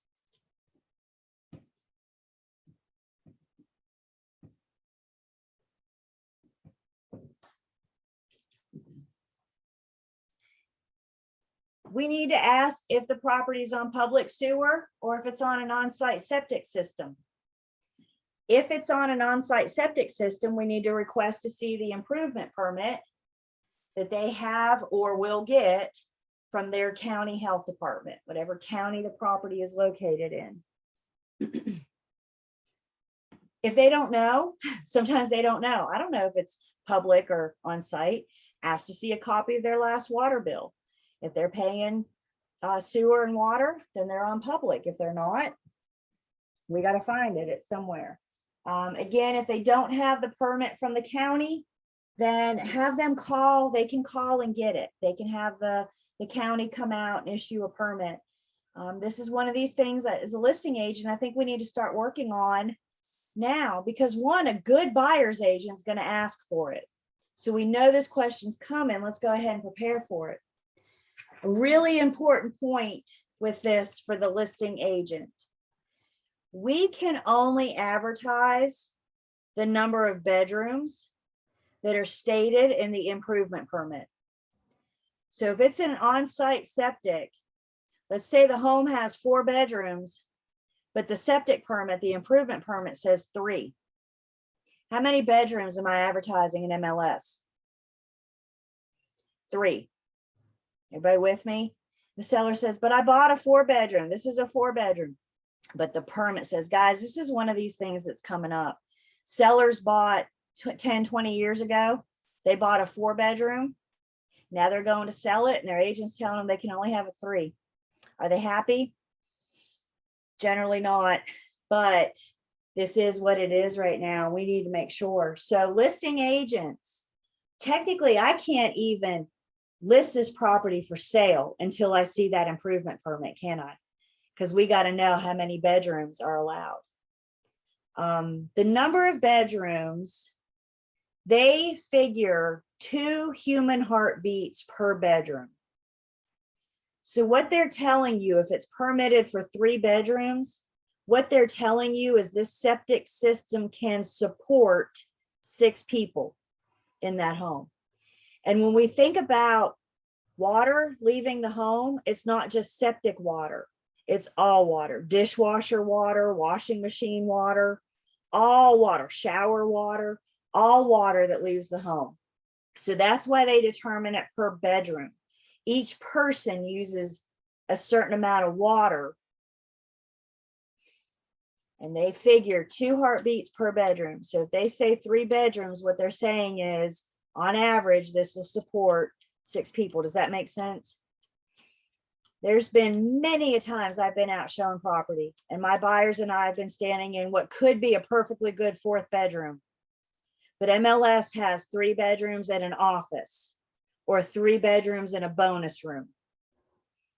Why do they have 3 bedrooms? Because of the improvement permit. This is one of these things that's coming back and biting agents, getting agents hard. So let's make sure listing agents, particularly, again, not unless you want to buy a septic system for somebody else. I have no idea what the cost of those things are, but I cannot imagine they're cheap. So please just make sure you're getting your hands on that permit before you advertise the property. Comments on that?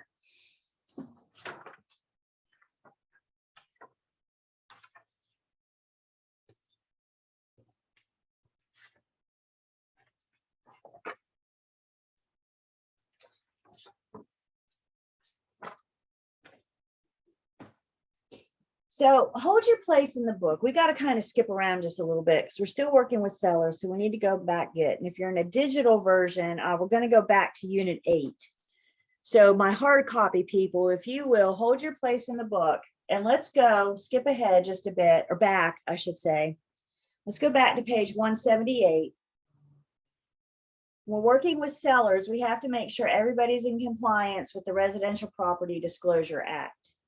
This is the act that covers our seller disclosures. There's actually 3. We're going to talk about the 3rd one in just a minute. But under the act, we have the Residential Property and Owners Association Disclosure Statement, also known as the RPOD, and the Mineral and Oil and Gas Rights Disclosure Statement, also known as the MOG. Those are both big mouthfuls. Are you guys good if I refer to RPODs and MOG going forward? So everybody know what I'm speaking of when I talk about the RPODs and the MOG. Good. It's a lot easier for me to say over and over and over again than the Residential Property and Owner Association Disclosure Statement. This is the act that regulates the seller disclosures, how those disclosures are complete, how they're handled. These disclosures, particularly the RPODs is very interesting.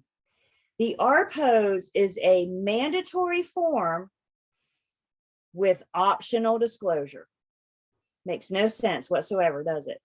Mandatory form, which means the seller has to complete it. They're required by law to complete it. But guess what? Caveat emptor says they have the right to say no representation. Isn't that the silliest thing we've ever heard? But here we are. It's a mandatory form with optional disclosure. The seller can hide under caveat emptor. You and I can't. The act applies to any property with 1 to 4 dwellings. So if you have a duplex or a quadplex, the act applies. And particularly when we're looking at the RPODs, a little bit of the MOG, but specifically with the RPODs, the seller has 3 choices. We're going to ask them about various conditions of the property, and they can say yes, they can say no, or they can say no representation. Now we'll go look at these forms in just a minute. If they say yes, they are saying that they are aware of a problem with the home. Yes, there's a problem. I think it asks like 35 questions, so it gets pretty specific. So if they say yes to any of those 35 questions, and there is a space in the RPODs for them to explain. So if they say yes, they're not just saying there's a problem. Now we want an explanation as to what that problem is. If they need more space, they can attach a blank document. If they check no, they are saying that they are not aware of any problems. Can they disclose what they don't know? No. So if something's latent or hidden, they may not know that there's a problem. They're not saying, no, there's no problems with this home. They're saying, no, I'm not aware of any problems. Is that a pretty big difference? I'm not aware of any problems. If they say no representation, they are choosing not to represent. Maybe there's a problem, maybe there's not. Don't know. I'm going to say no representation. How do you guys feel when you see an RPODs that has no representation checked? What does that make you think? Check it out. You're checking out? So you have a flag go up. Maria, you're shaking your head. You see no represent. So what do we think? Is this a shady seller? Is that what our thought is? They're I hiding wonder something? if they're hiding something, You think they're hiding something? maybe. Well, red flag, ask more questions, try to do more investigations, There try you to find go. out yourself. There you go. That's a great point. Thank you. No matter how the seller completes this form, the buyer's always encouraged to learn about the property on their own, right? So even if they say, yes, there's a problem with everything, or no, there's not, the buyer's still encouraged. I think you guys are right. I think sometimes when we see no representation, there are shady sellers out there that'll try to underhand us, and they're going to say no representation because they're hiding something. I couldn't agree more with you. I don't always think that's the case, though. I think sometimes when we see no representation, maybe the seller doesn't know. What if they've never lived in the home? What if they've had it rented for the last 20 years? Or what if they're selling an estate? Maybe it's their parents' home that they hadn't lived in. You guys with me? So it might be that no representation is their honest answer. If they haven't lived there, it's hard to attest to it. Now, I'm still thinking you should have a red flag go up, and I'm still thinking you should encourage your buyers to investigate. But I don't think we should jump to the conclusion of shady seller trying to hide something. I think we should approach every home with if you present an offer and we go under contract, you need to do your investigations to learn about this property on your own. It might be that the seller said no representation because they understand caveat emptor and they know that they don't have to. They're exercising their rights under the law. Doesn't make them a good person or a bad person. They're just exercising their rights. So I think no matter how the seller completes this thing, yes, no, or no representation, I think there should be a red flag that goes up. And I think that the buyer should always be encouraged to do their own investigations and research, learn about the property. Do your head one way or another. Do all owners have to complete the RPODs? Does every single seller of the property have to complete the RPODs? Every single one of them? What you think? Maybe not all of them. I'd say most of them. I would say most of them. There are some exemptions. My hard copy people can look on page 181. If you're in the digital manual, you're in Unit 8, and we're under the section of other state disclosure laws. So if you're in the digital, look in Unit 8, on other state disclosure laws. If you're on the hard copy, it's page 181. Most sellers have to complete the RPODs. I think a common misconception, for example, is the for sale by owner. Even though the for sale by owner is going alone, they chose not to hire an agent, they're still held to the act. So if it's a for sale by owner, yes, they've got to complete this RPOs. If you're the buyer's agent in this transaction, you need to assist in getting this in the hands of your buyer. Everybody with me? That's our job, is to get it in the hands of the buyer. Probably the biggest reason that we would have to exempt the RPOs is new construction. Anything that's never before been lived in, a never before lived in dwelling, is not required to have the RPOs. Nobody's lived there. Nobody can attest to the status of the home. So the RPOs is not required. And you got a whole list there. Lots of transfers. I'll let you guys look through that. The act also identifies who is an owner. In other words, who is it that has to complete this? And the act defines an owner as anybody that's presently the deed holder or any future interest. Let's say, for example, this property is a life estate, and at the end of somebody's life, it's going to convey to somebody else. They would be considered an owner under the act. They're a future interest of the property. So when we talk about owners, it's important that we understand who we're talking about.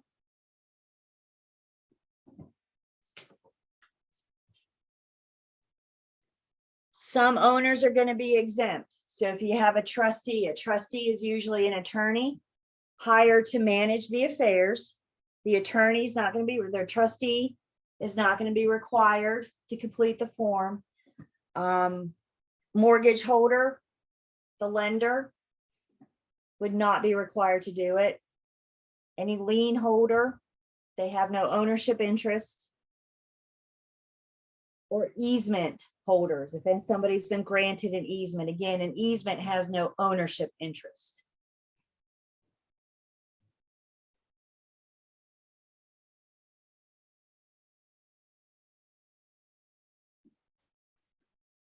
So the act regulates sellers and how they proceed with these forms, how they handle these forms. The act says that the seller needs to deliver the disclosures no later than the time the buyer makes an offer. So the seller needs to provide these disclosures to the buyers before they're ready to make an offer. The act does not dictate how we get them to the buyers. You're going to email them, you're going to snail mail them, you're going to put in an attachment in MLS. There's no right answer. It doesn't matter how we get it to them, just as long as we get it to them. And we're going to focus a little bit more on the buyer's agent in just a second, but I'll go ahead, a little foreshadowing here for us. The buyer's agent's biggest responsibility is to make sure we get it in our buyer's hands. The buyers need to get a copy of this, and a lot of times we're facilitating with getting it in their hands. Again, I can only speak for the Triad MLS, but I'm going to say when you look at a property in the Triad MLS, the majority of the time, you will see the RPOs and the MOG attached. Those attachments are only something that members can see. So when your buyer wants to see 123 Main Street, you got the RPOs and the MOG right there. If they're not attached, contact the listing agent. Maybe they're not complete yet. Maybe they forgot to put them in. Who knows? But if you don't see it in MLS, and I'm going to say, 98% of the time they're there. I just made that number up, but the majority of the time they're there. So it's only a few times that they're not, that we would need to contact the listing agent. We as agents cannot sign on behalf of our clients these forms. They're seller disclosure, buyer acknowledgement, so they sign. We just help facilitate the delivery. We help get it from the seller to the buyer. What happens if the buyer doesn't have it? If the buyer doesn't get it when they're ready to make an offer? Well, the buyer has a right to cancel. If they don't receive the MOG or the RPOs, the buyer has a right to terminate their contract. Now, this is what I need everybody to understand. The buyer can only terminate the contract because they didn't receive the seller disclosures. They only acknowledge receipt. They cannot terminate because they're not happy with how the forms were complete. So even though the seller says no representation, they did their part by providing the form. Does everybody understand? The buyer cannot look at that and say, well, I wish they would have said yes or no, so I'm going to terminate. The seller's only obligation is to provide it. If the buyer's terminating, it's because they didn't receive it. Again, back in our book, my digital people, scroll down just a little bit more. My hard book people, page 182. There's the buyer's right to cancel. And you can see there that it gives us a timeline. The buyer may cancel upon the first to occur of 4 events, either the end of the 3rd calendar day following receipt, the end of the 3rd calendar day following the contract date, or if settlement has already taken place. So maybe this is a tenant doing a lease to own, for example.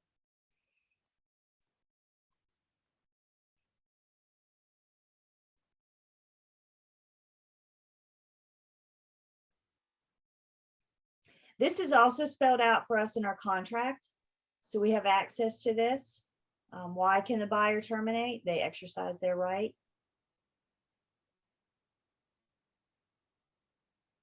If your buyer's not received the disclosure and they choose to terminate, they'll get their deposits back. They'll get their due diligence and their earnest money back. They need to notify the seller in writing of their intent to cancel. They can't just terminate. They first need to notify. And your book says that notice of the intent to cancel. I don't see email on that, do you? Delivery, USPS, or I guess a seller's agent. I guess we could email the seller's agent and let them know their intent.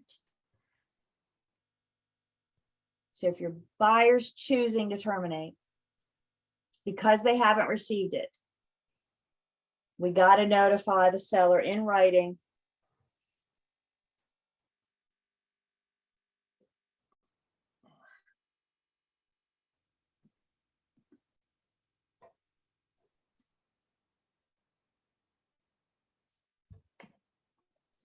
As we said, if they exercise that right, they should get a refund of all their deposits, earnest money, due diligence. If the seller isn't willing to release it or sit down and write a check, then it sounds like we got a attorney call to make, so we can make the seller do what they're contractually obligated to do.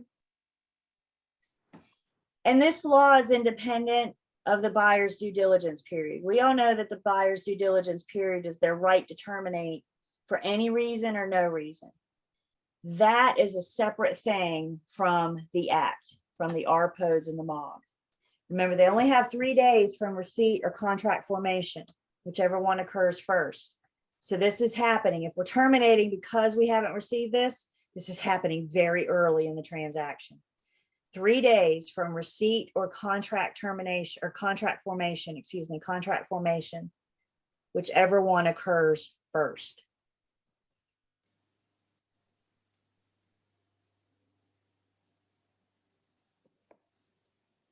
Have a question?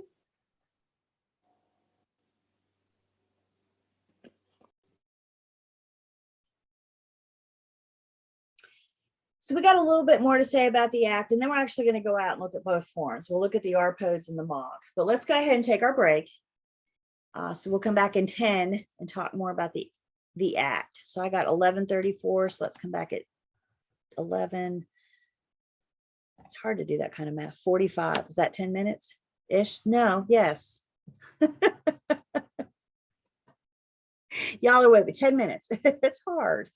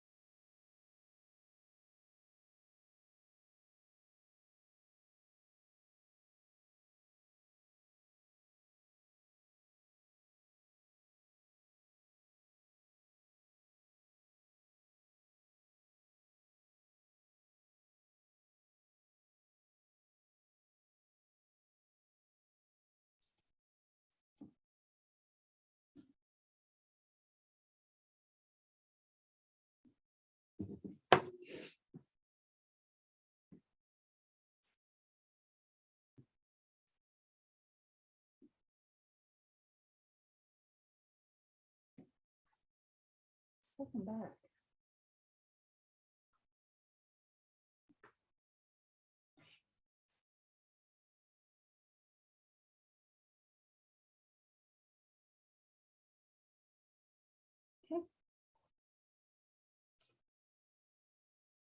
So the rest of this discussion about the act is kind of revolving around us and what our responsibilities are, what we need to do as a broker. So just to kind of have the definition, I wouldn't worry about copying this down, but just to give us a general understanding of where we're starting here. The act says that a broker acting as an agent in a residential transaction has the duty to inform each client of their client's rights and obligations. Provided the broker has performed this duty, they shall not be responsible for the owner's refusal to provide a purchaser with the disclosure. This takes us back to what we were talking about yesterday. Can I make anybody do anything? Unfortunately, no. So I tell the seller their rights. I tell the seller failure to provide could be an out for the buyer. That's my job, is to inform them of their rights and obligations. Guys, I can't force the pen in their hand and make them complete it. And I cannot complete it for them. If they refuse to sign it, or they refuse to complete it, I should say, document. You need very, very good documentation about your efforts, about your attempts. If we take that over, starting on page, let's see, where are we in our book here? Either you're scrolling along in the manual, just some basic duties. The listing agent's duties are listed, what did we say? 182, that's not seem right. I might be off on my pages, just a second. Yeah, listing agent's duties, I'm sorry, I'm on page 182. If we take that general definition, that general slide we just saw, and break it down to each agent. So the listing agent, their basic responsibility is to let the seller know their obligation to provide the form, provide the disclosure to the buyer. We have a right, we have a duty to explain to our seller what their rights are, what their options are in completing the form. Do they say yes? Do they say no? Or do they say no representation? We also need to explain to the seller, failure to provide the form means you could be given the buyer a right to terminate. You could be given them an out.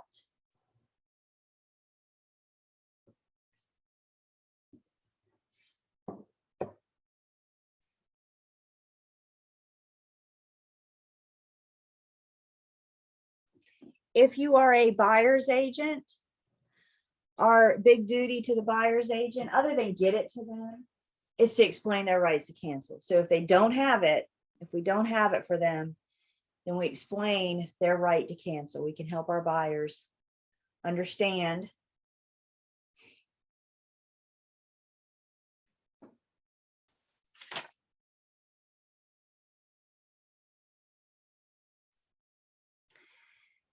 the real estate commission says for all of us, no matter who you are, listing agent, buyer's agent, we need to support the act. We need to support what it's about, our obligations to get our sellers to complete, for example. And the commission also gives us some additional duties that, again, we're going to break down for each type of agency on the next few slides. So what are your additional duties that the commission expects you to do? Well, it depends on who you are, what role you're playing in this transaction.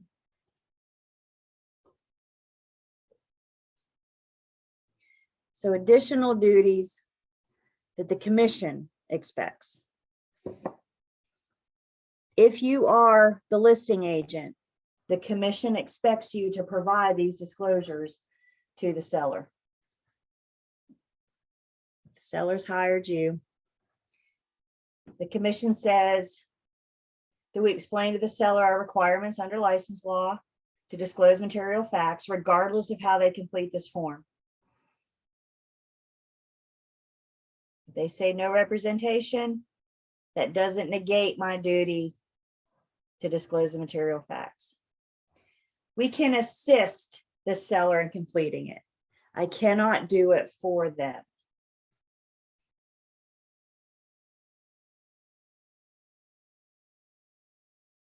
And we can assist the seller in delivering the disclosure to any prospective buyers. Again, as a listing agent, the easiest thing to do is put it as an attachment in MLS, make it available. An agent can't look at it without seeing that attachment.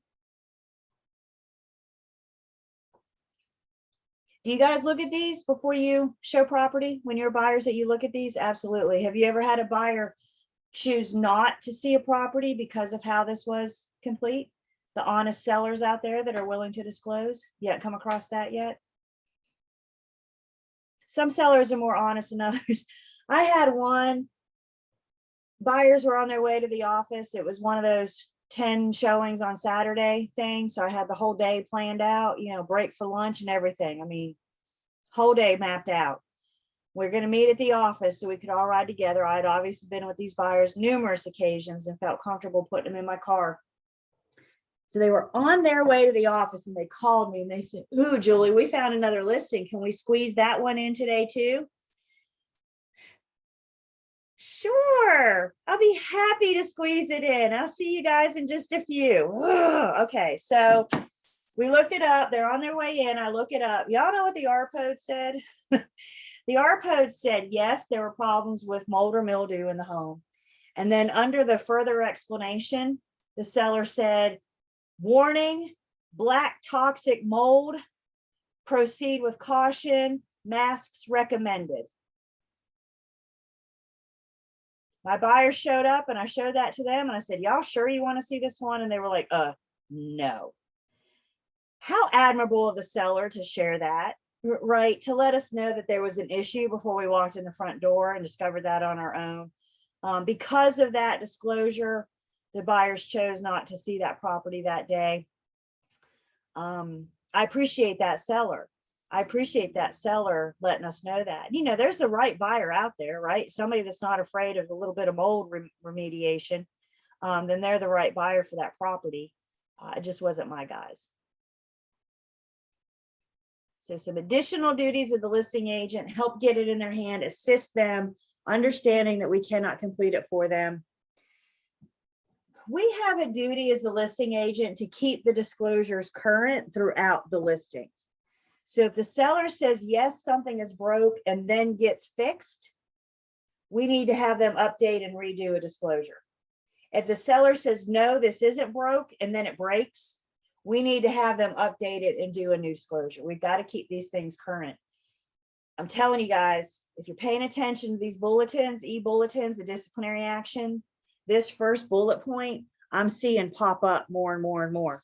I've seen this a lot lately, that the license, in addition to some of the other things that they're getting disciplined for, one thing is failure to keep the RPOs current during the listing. So if we learn of something broke or fixed, we got to get that updated, get the seller to update it. If you are a listing agent that's also working with the buyer, then we need to review this with the buyer as well. So if you're a dual agent, I'm reviewing this with the seller, talking about their obligations. I'm also discussing it with the buyer. We're going to see in just a second, there's a note to purchaser. And then we need to keep signed disclosures because we know now that we document everything. And we keep all records for how many years? Maria's slow today. 3 years. Yep. I caught you mid-writing, didn't I? So we keep everything for 3 years. These go into our transaction files. If you update it, keep the old. If you update it, keep the old. Keep everything, document everything. If you are a seller's subagent, the buyer is your customer. We still have a duty to assist in delivering it to the buyer. The buyer's my customer. I'm acting as a seller subagent. probably the bigger broker's biggest role is to help facilitate this document from seller to buyer. It really does not matter what side you're on. We also can make sure that that buyer customer sees the note to purchaser in the disclosure. And then we're going to get the buyer's signature, provide it to the seller or listing agent, and keep a copy of everything for at least 3 years.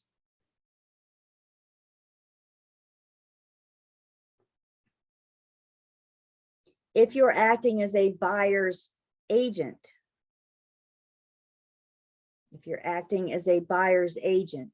again, we're going to get the disclosure from the sellers.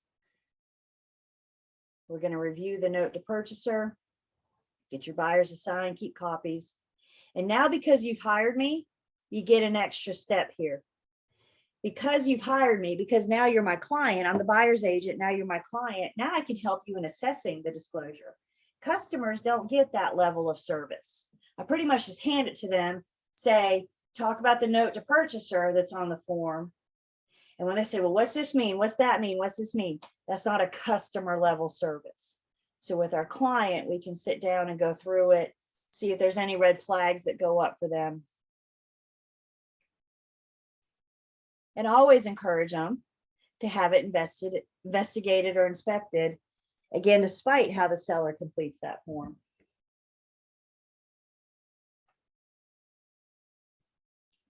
One more time for the guy in the back.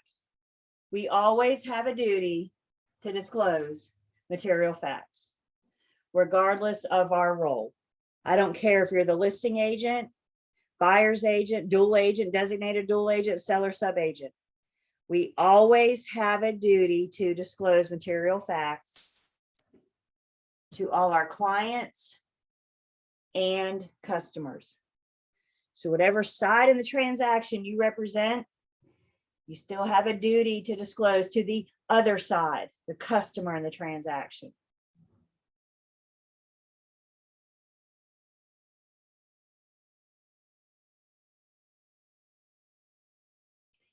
So what we're going to do now is go out for just a second. And let's go to Learn, Test, Pass. And down here in our forms section, again, we have a link to all of our forms. Learn, Test, Pass under forms. We're going to look at our seller disclosures.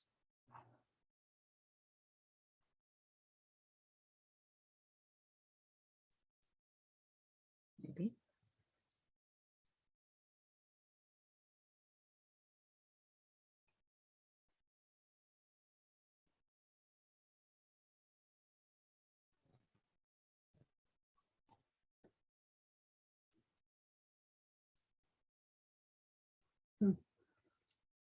They're going. Don't worry, I got another. Is that it? I swear they were here the other day. All right. Never fear.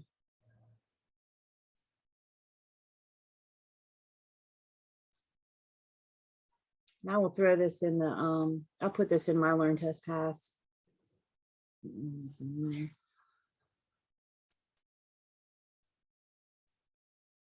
But I'll make sure I have this in my Learn, Test, Pass and the MOG as well, so you guys can see it. So let's first look at our RPODs, Residential Property and Owner Association Disclosure Statement. This form starts with instructions to property owners. So again, listing agents, I know what I hear a lot from you guys just getting started is I don't know what to say. When I look at a seller talk about this form, what do I say? Use the form to help you put words in your mouth. Be familiar with what this form says so we can use this as information to have conversations with our sellers. So instructions to property owners, it talks about the Disclosure Act. It talks about their obligations, what they're supposed to do under the Act. And then it tells the seller that you have to respond to each of the following questions. You can check yes, indicating that you have actual knowledge of a problem. If you do check yes, you need to explain your answer or describe it.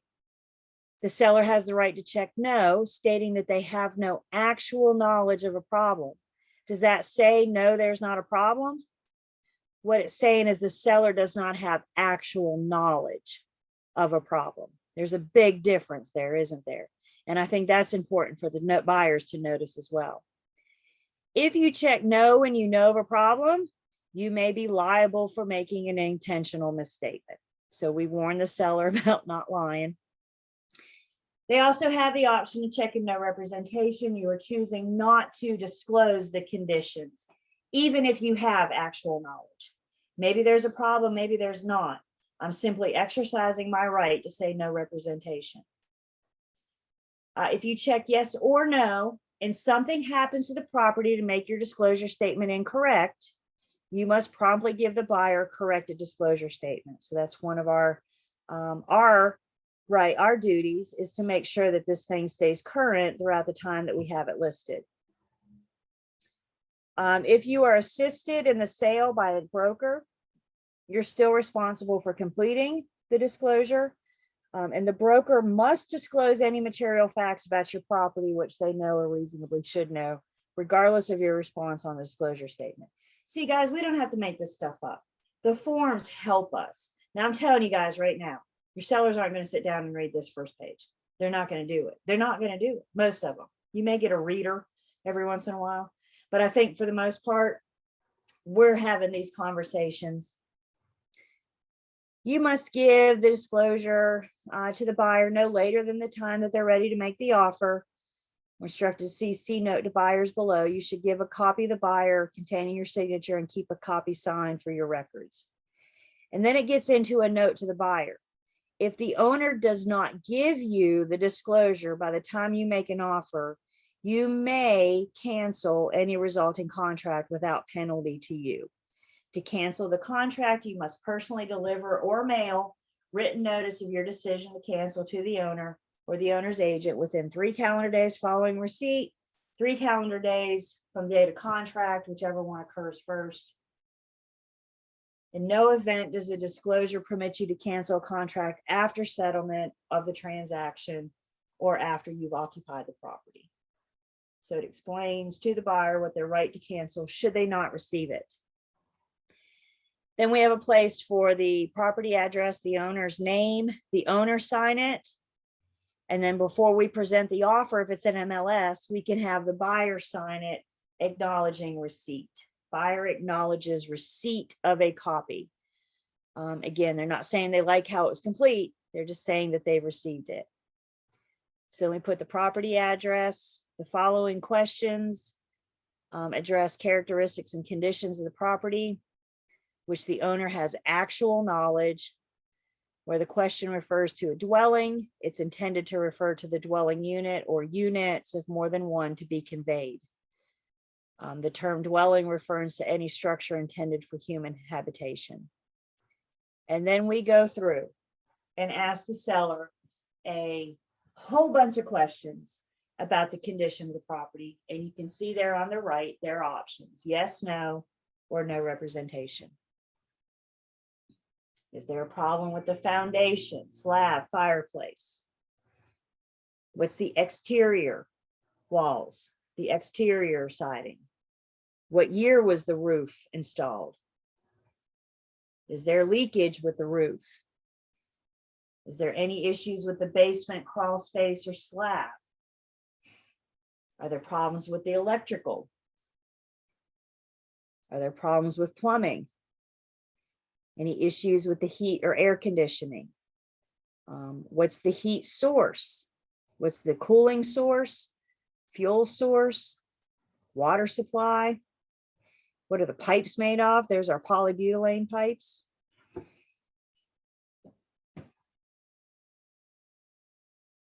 Any issues with the water quality? What's the dwelling sewage disposal system? On-site septic, county, city. If it's serviced by a septic system, do you know how many bedrooms are allowed by the septic system? Not by the seller, not what the seller thinks, but what this permit tells us. If yes, how many bedrooms are allowed? Is there a problem with the dwelling, sewer, or septic? Are there problems with the central vac, pool, hot tub, spa, attic fan, irrigation system, garage door openers? Are there problems with appliances that are going to convey, such as the dishwasher, disposal, attached microwave? This list continues on to the next page.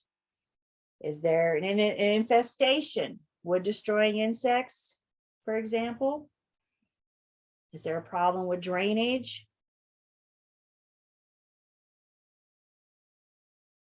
Are there any mechanical issues? Zoning, covenants, building codes? Any hazardous or toxic substances?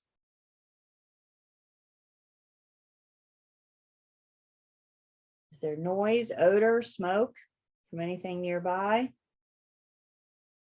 Is the property subject to easements, shared driveways, party walls, encroachments? Is the property subject to any lawsuits, foreclosure, bankruptcy? Is it in a flood zone? Does it abut or adjoin any private road or street? If there is a private road, is there an existing any homeowners association or maintenance agreement?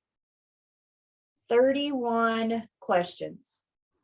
The seller goes through and says yes, no, or no representation.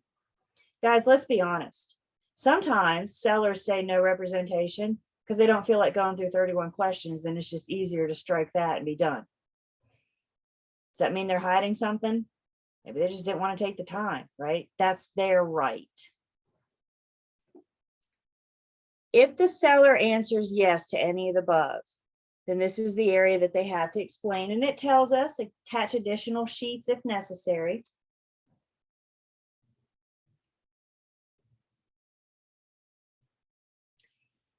And then the rest of this form is in the event that the property is located in an HOA. So if we're in an HOA, if we have a subdivision, now we can disclose the owners association information as well. If it's not in an owners association, strike through it. We don't have to worry about it. So is the property subject to governing documents, which may impose covenants, conditions, restrictions? If yes, we're asked to attach those documents. Is it in an HOA? We can specify the name, the amount. Is it per month, per year, per quarter, whatever? And the contact information of the owners association. You may have HOAs that have, or subdivisions that have 2 HOAs. So we have a place to list 2. One might be mandatory, another one might be optional. So for example, if you live here, you got to join the HOA. You have the option to join an HOA that covers the pool. So you may have 2 as an example, one mandatory, one optional. Are there any fees charged in connection with the transfer of the property to the new owner? Are there any fees which have been approved, special assessments that have been approved? Any unsatisfied judgments against the property or the HOA, excuse me? As satisfied judgments or pending lawsuits about the community. And then to me, this is the most helpful part. We have a place, buyers want to know, what do my HOA dues cover? If I'm going to pay $150 a month, what am I going to get? And this is the opportunity for the seller, should they choose, to go through and check the various services that are included with the HOA. Sometimes I feel like this is no representation because the seller may not know the answer to these questions, which I think is another good reason to get those covenants in your hand so we can share them with the buyer so they can get the answers to these questions. So that's our RPODs. Questions or comments on that? Have you seen this thing in print yet? We almost need a magnifying glass to go through this, don't we? I mean, sometimes it's just hard. It's hard to look at. Our eyes are getting older, at least mine are. And it's hard to look at. So maybe and from my experience doing this thing in an electronic format like DocuSign, dot loop is kind of tricky. Because you got to have all these radio buttons checked for the boxes. Maybe you already have that program set up. If do, your steps ahead of me.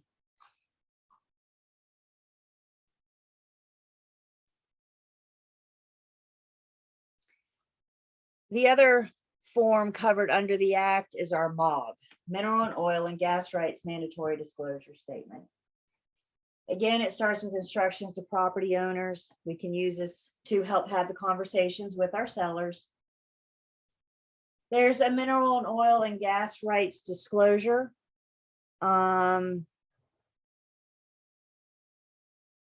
Just letting us know that they can be severed. If they will be severed, the owner of the rights may have the perpetual right to drill, mine, explore, and remove any of their subsurface items from the property directly from the surface or from a nearby location. So the disclosure, kind of the warning statement. The best way I know to look at this form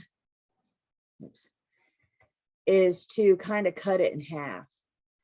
So the top half is looking at mineral rights. And we go through and ask a series of questions. Mineral rights were severed from the property by the previous owner, in which case the seller says yes, no, or no representation. Maybe they don't know if they were severed from the previous owner. Then it asks that the seller has severed mineral rights or if the seller intends to sever the mineral rights. And you will notice for those questions, the option of saying no representation went away, didn't it? So if the seller has severed or intends to sever, they need to disclose yes or no. And then we go through that same little exercise with oil and gas. They have been severed from the previous owners. Yes, no, or no representation. The seller has severed or they intend to sever.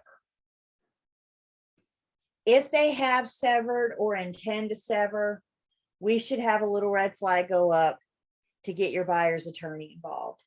Because it's to my understanding, severing subsurface rights is a very legal matter.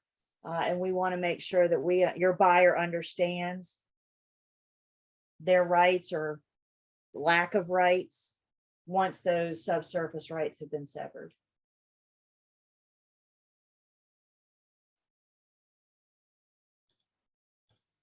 Note to purchaser, if the owner does not give you this statement by the time you make an offer, you can exercise. You may, under certain circumstances, cancel or result in contract without penalty to you. So it goes through the similar verbiage that we saw in the RPODs. Owner signs. All information is true and correct as of the date. Buyer signs acknowledging receipt. This form isn't this old. We just got this in January 2015. So what, it's getting ready to celebrate, what, 8 years old?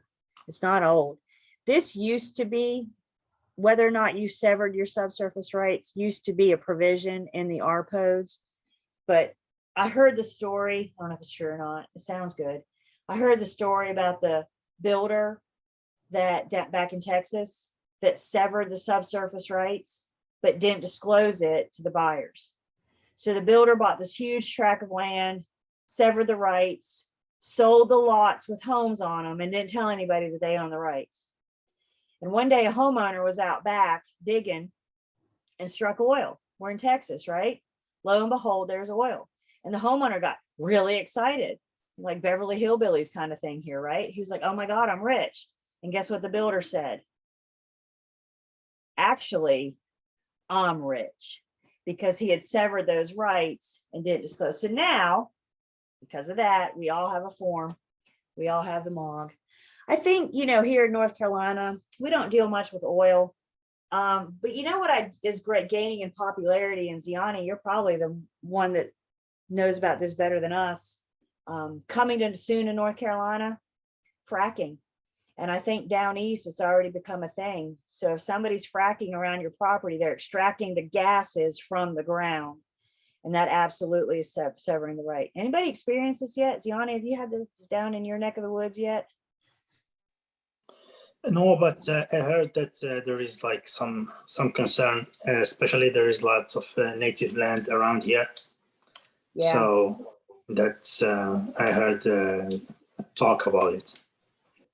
Some people some people that are happy, some people they don't like it. That's everything stopped. yeah, it's definitely a controversial thing, right? And I think as it gains popularity and it starts happening, you guys expect to see this in an upcoming CE class. So we as brokers know how to handle this. You go a little further north, you get up into West Virginia. Now you're dealing with coal mines, right? So I think depending on where you are in the world, you could be dealing with various subsurface rights. Our job is to make sure that our clients understand their right to disclose, their duty to disclose.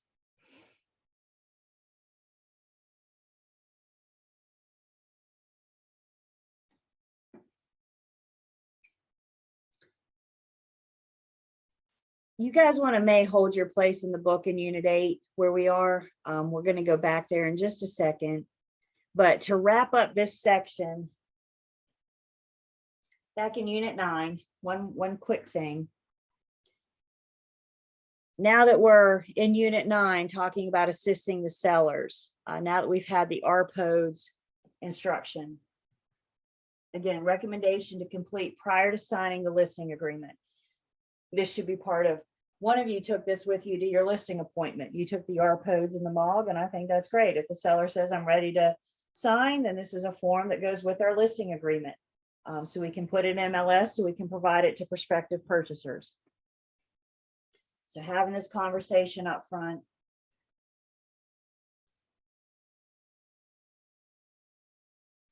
So what if the seller demands we not share a material fact with a potential buyer? What if the defect could affect the listing price, but the seller refuses to budge? You know, if the roof is 30 years old and it leaks, that doesn't have as much value as a new roof or a 10-year-old roof that doesn't leak, does it? So the material facts, what we're discovering on the RPODS may or may not affect the listing price. So what if the seller is unwilling, demands us to disclose material facts? What if the defect could affect the listing price?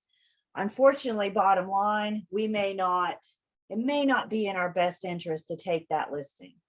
If the seller says, no, I'm not going to do it, or if the seller says, you are not to disclose this material fact, and they insist on it and they start demanding, guys, we may just be best to walk away sometimes. I can't make that decision for you. Maybe your BIC will make that decision for you.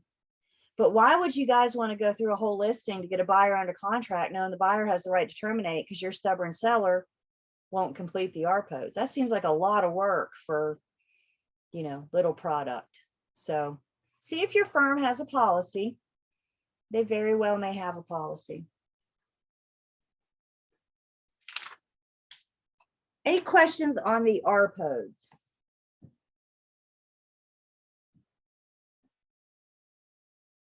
Or the MOG?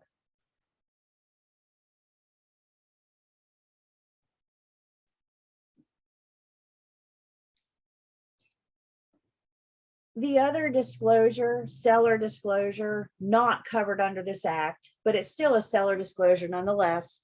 All right, bouncing back again to page 186, back to chapter 8.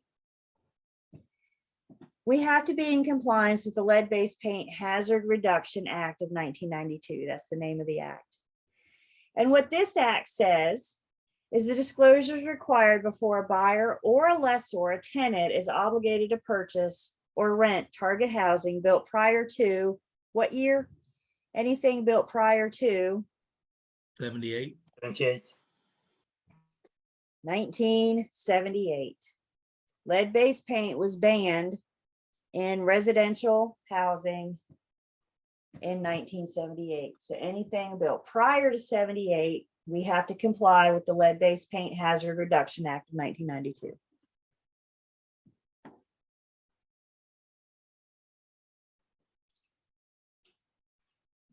To be in compliance with this act, I think one of the better things we can do is help educate our buyers and tenants, help educate both parties about the potential dangers of lead in the home. Please understand, you guys, we're not saying, oh, this house was built prior to 1978, it has lead in it.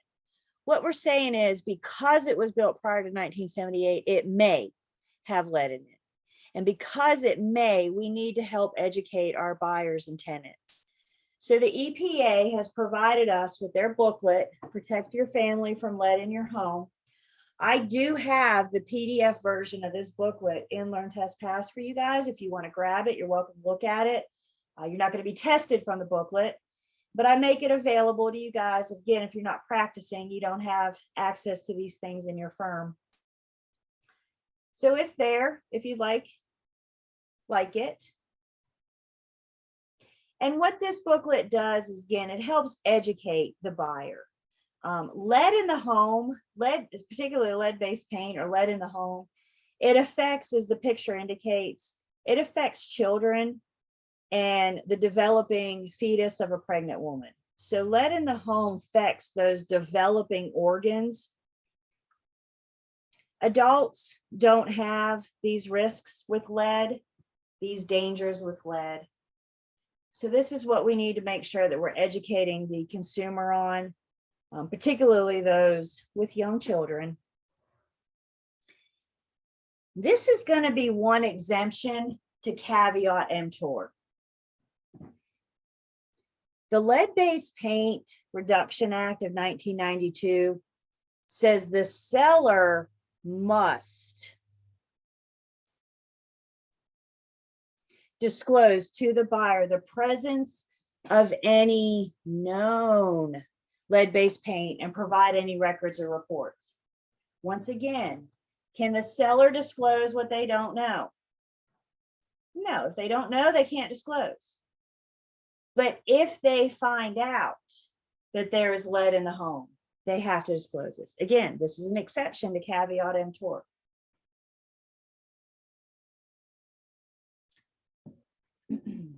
If the seller is a do-it-yourselfer, in other words, if they painted themselves, they may or may not know that they could send that off to be tested for lead. If the seller hires contracted work, they should be, part of their obligation should be to have that tested. So the seller's only going to know for sure if it's been previously tested. Warn your sellers, y'all, how they test for lead in the home, bless you. How they test for lead in the home, they go through with their tool and they chip paint up, generally from the windowsill or the door frame, and they'll chip some paint off and send it to the lab to have it tested. Let your sellers know they're showing up with their chipper. They tend not to tend to get excited when they see that. That's the only way to test for it, is to chip it up. Even if it's been painted over multiple times, the lead doesn't go away. So painting over it doesn't remediate the lead. Again, if your seller's a do-it-yourselfer, they may not know that they could have had it tested. But if they've had contracted work done in the past, it's probably been tested. And once they know for sure, they now have to provide those records or reports. If the form is not provided to the seller, the owner has to complete and allow the buyer to amend after review of the form. So we can amend our, if we don't have the form, the lead-based paint form, when we go under contract, the seller still has a duty, has an obligation to provide.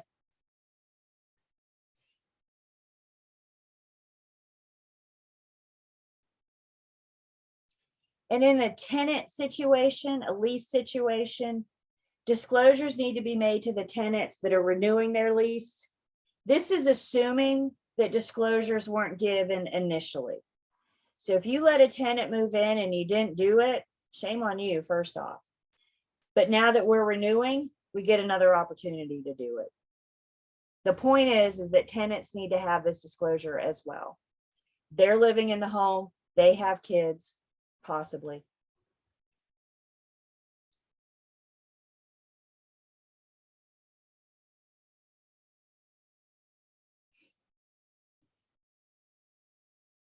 The Lead-Based Paint Act identifies target housing, what housing falls under this act, the Lead-Based Paint Act.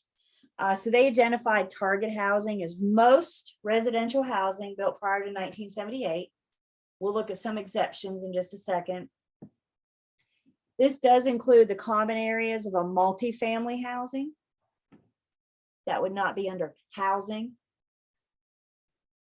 And this includes subleases. If you let somebody else take over your lease, they are entitled to know about the dangers, the potential dangers of lead in the home. So they have similar rights. Again, if they're going to live there, they have a right to know.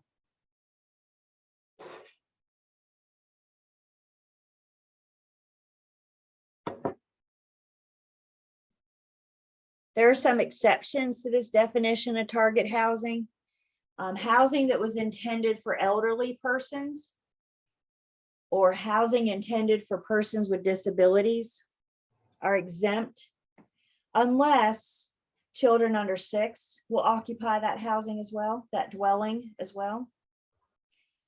And then 0-bedroom dwellings are exempt. With the 0-bedroom dwelling, think dorm room, military barracks, studio apartment, for example. So they're, I can't say that, exempt, that's the word I want. They're exempt under the target housing.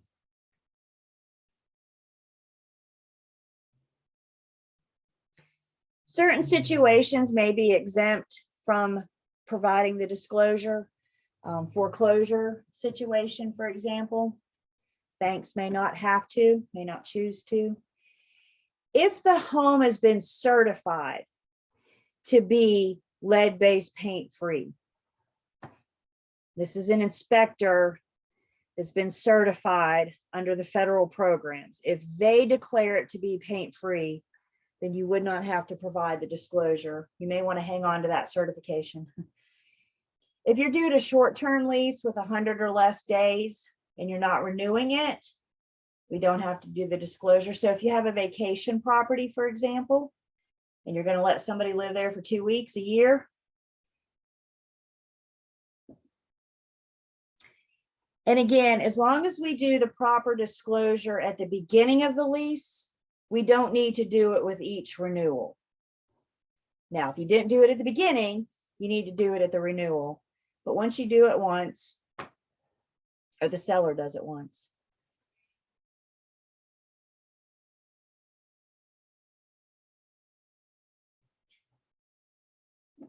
When it comes to the Lead-Based Paint Act, what are our responsibilities? Well, first off, before we talk about the agent responsibilities, the Act defines who is an agent. Who does the Act consider an agent?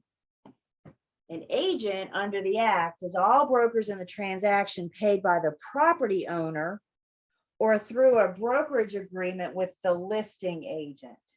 Let's read that again. All brokers in the transaction paid by the owner or through the listing agreement. If you are a buyer paid directly by your buyer client, it's exempt from the Act. Boy, couldn't that change if NAR changes how we get paid? Isn't that going to be interesting to see how that is affected? Because now you have half the agents out there as a buyer's agent being paid directly by the buyer. Does that mean we don't have to do the Act? Well, the disclosure, according to the way it's listed right now, it's going to be that trickle down thing, y'all. If NAR changes that, we're going to see changes lots of other places too.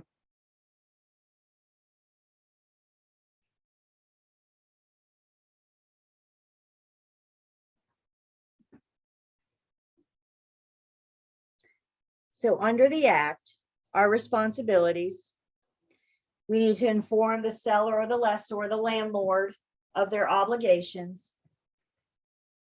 We need to make sure that they are in compliance with the rules, properly complete the form, document, document, document.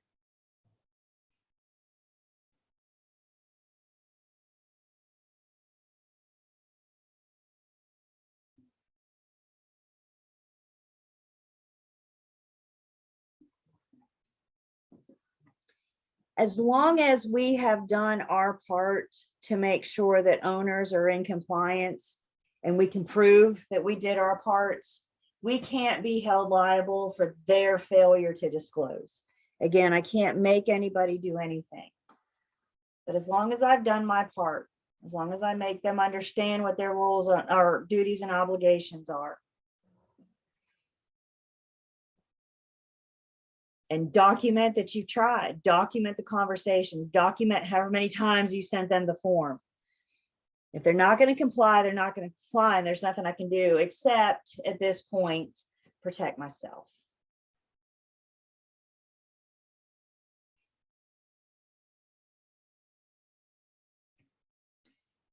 Those in violation of the Lead-Based Paint Act, owners as well as agents, those in violation, they usually send a warning out, unintentional, oopsie. Okay, now that we know that you know, there could be follow-up penalties.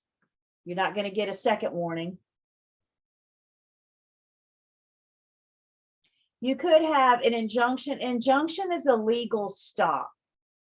So if the court puts an injunction on you, you and I are not practicing brokerage activities. If the seller is maybe a landlord, they have been ordered an injunction. They have been ordered to stop until they're in compliance. Sellers or owners, I should say, and the agents, if we don't comply, could face civil penalties. Talking of fines up to $10,000 per violation,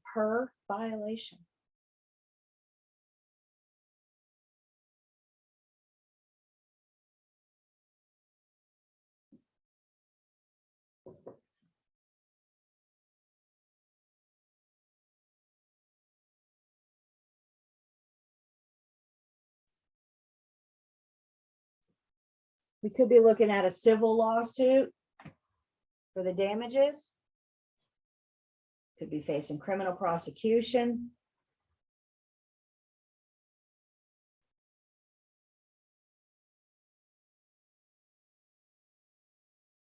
And oh yeah, guess what?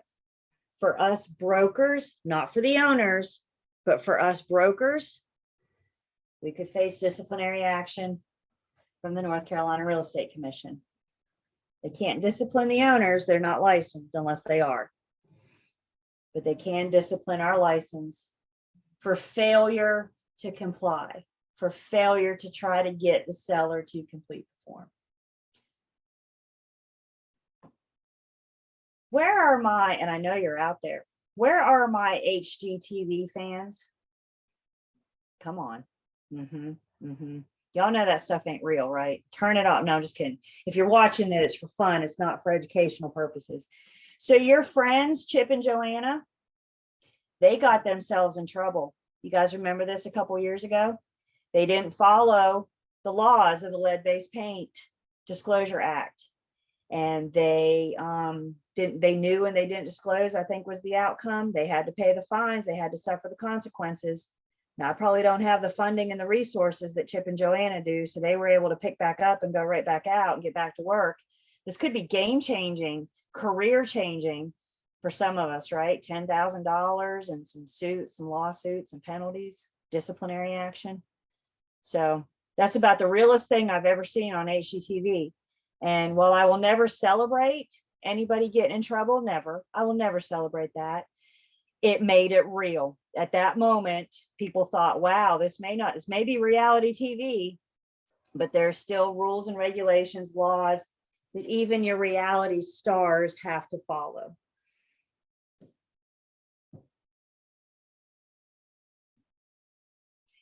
Going to go off book for a second, some information from the syllabus.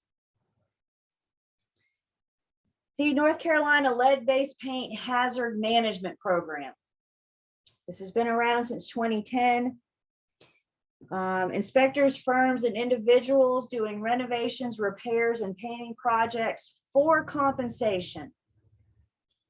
If part of their repairs, renovations, or projects are going to disturb lead-based paint in the home and child-occupied facilities, again, anything built prior to 1978, there's some regulations that these individuals under this program,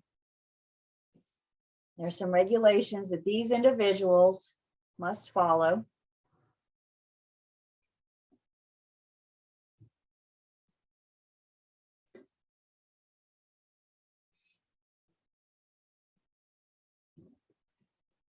So these inspectors, firms, individuals doing repairs, renovations for compensation must take the required training certification to receive their certification. There's certain work practices that they must follow. They have a pamphlet that they need to provide. Let's Safe Certified Guide to Renovation Right.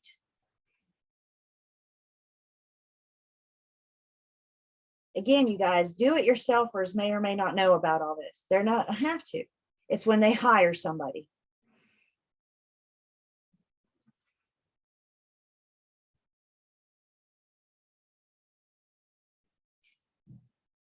Failure to follow the guidelines of the program.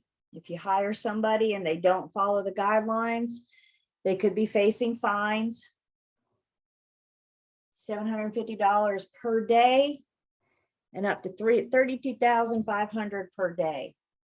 Federal and state EPA regulations. I think this is the one that got Chip and Joanna.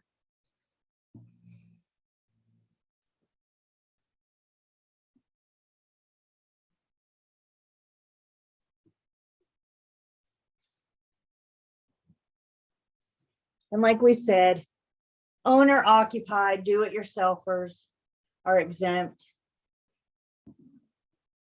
They can choose to have it tested, but they're not required to. They're not paid help. It's just the paid help.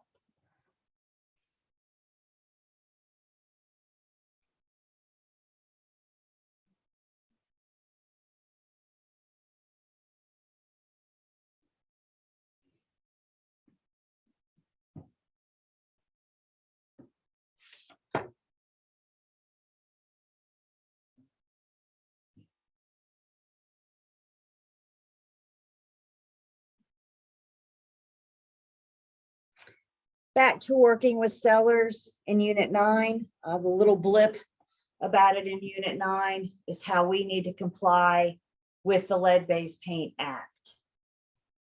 Again, this is something that needs to be addressed prior to listing. When you're doing your research on the home before your listing appointment, you can look in the tax records and see if it was built prior to 1978. So as one of you said, if it was built prior to 1978, isn't that a form you're taking to the listing appointment? So now we have our disclosure, assuming we haven't done it yet, our listing agreement ready to go and sign. We have our RPODs, our MOG, our lead-based paint, if it was built prior to 1978. This is how we're prepared.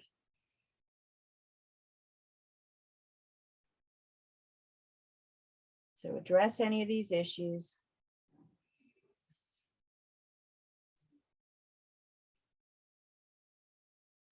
I will let your seller know too that the buyer has the right to have lead paint tested as part of their due diligence.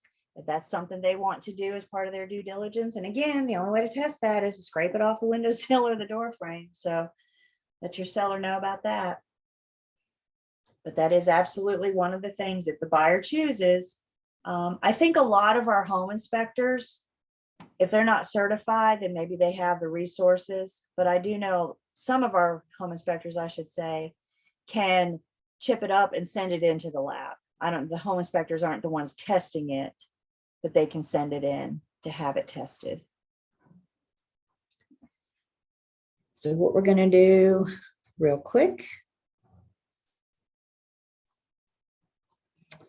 if we go into our forms, and we have our lead-based paint. This is another seller disclosure.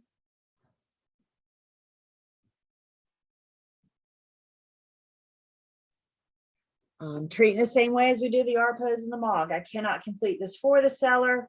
I can get this in the seller's hand. I can encourage them to complete it. I tell them that if they know of anything they have to disclose. And then I let my buyers know about their rights. So the lead-based paint or lead-based paint hazard addenda. What's the property, the seller and the buyer, identify the parties. We're told that this addendum is attached to and made part of the offer to purchase and contract between the seller and the buyer for the property. So ideally, when your buyer's ready to make an offer, this is something else we have in the MLS attachments, along with the RPOs and the MAW, that we can send it all in with one offer. During the due diligence period, the buyer shall have the right to obtain a risk assessment or inspection of the property for the presence of lead at the buyer's expense.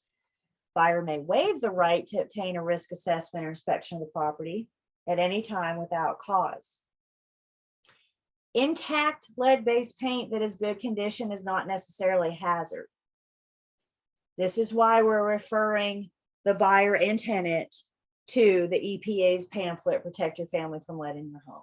That's the best source we have to educate them. Again, just because it was built prior to 78 doesn't automatically mean it has lead. If it does have lead, it doesn't automatically mean that it's a hazard. We're helping to educate the consumer through this. A lead warning statement. This describes to the buyer of any interest in property with a residential dwelling built prior to 1978 is notified that the property may present exposure to lead that may place young children at risk for developing lead poisoning. Lead poisoning in children can produce permanent neurological damage that can include disabilities, reduced intelligence, behavioral problems, and impaired memories. Lead poisoning also poses a particular risk to pregnant women. The seller of any interest in the residential property is required to provide the buyer with any information that the seller's possession, and notify the buyer of any lead-based hazard. A risk assessment or inspection for possible lead hazard is recommended prior to purchase. So this first little section is the seller disclosure. They need to initial both of these boxes, and then within these boxes, they need to check one. So presence of lead-based paint in the home. They know or they have no knowledge. There's no representation on this, is there? They either know of the presence of lead in the home or they have no knowledge. And then the second piece is about reports and records available to the seller.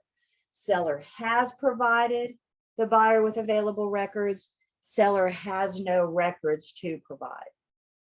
Again, no representation is not an option. So we do this at the listing, have the seller complete this, put it in MLS, so when the buyer makes the offer, they can acknowledge. The buyer acknowledges receipt of the seller's statement above about the records of report, if any. Buyer acknowledges receipt of that pamphlet. And then buyer's going to either accept the opportunity during the due diligence to conduct their risk assessment, or top of page 2, waive the opportunity to conduct a risk assessment. You guys see, I wish that wasn't broken up like that, but it is. Maybe the next revision there'll be. But they either accept the opportunity to inspect or they waive that opportunity to inspect. Agent's acknowledgement. There's very few forms we get to sign and initial. This is one we get to do. Agent has informed the seller of the seller's obligation under this USC code and is aware of their responsibility to ensure compliance. I interpret this, it doesn't really say, but I interpret this when it talks about agent acknowledging, I interpret this as the listing agent, because that's who's going to be the one to inform the seller. So who initials this? I always run under the assumption that the seller's agent, the listing agent, is the one that initials that. Do you guys have thoughts? Have you guys heard anything that I don't know about that? It doesn't really say which agent does it. But I'm guessing the one that's informing the seller is the one is going to be the listing agent, is going to be the one to initial that. Seller, yeah. Then we have a place for buyer and seller to sign. And then at the very bottom. I'm sorry, just a question. Isn't that kind of like also a protection for the agent? I mean, it's when they're acknowledging this, it's kind of like saying, okay, I've informed the seller. I've done it. Yep. And I think, and that's a great point. And I think, you know, in addition to initialing this, of course, we have our documentation of the conversations, especially if they're not willing to do it. if they don't want to complete the form. So I do think this is a great place to start. But in addition to this, I would have my communications and my documentation as well. But yeah, that's exactly what you're saying is that, hey, I talked to them about it, you know. So if y'all aren't going to talk to your sellers about it, don't initial that, right? Because that's what you're saying. And then we got a place, selling agent, the one working with the buyer, and the listing agent. Again, there's not many forms we get to sign, but this is one of them. So questions on this? Oh, I'm watching the time. Don't worry.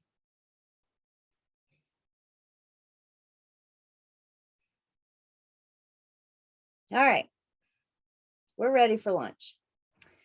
Same thing as yesterday. We're going to log out. We'll log back in. Actually, same time as yesterday. We'll start back up 1:35.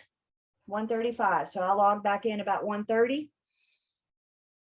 We'll get going for this afternoon. Y'all have a good lunch. Don't eat too much and get sleepy on me. I'll see you guys at 1:35.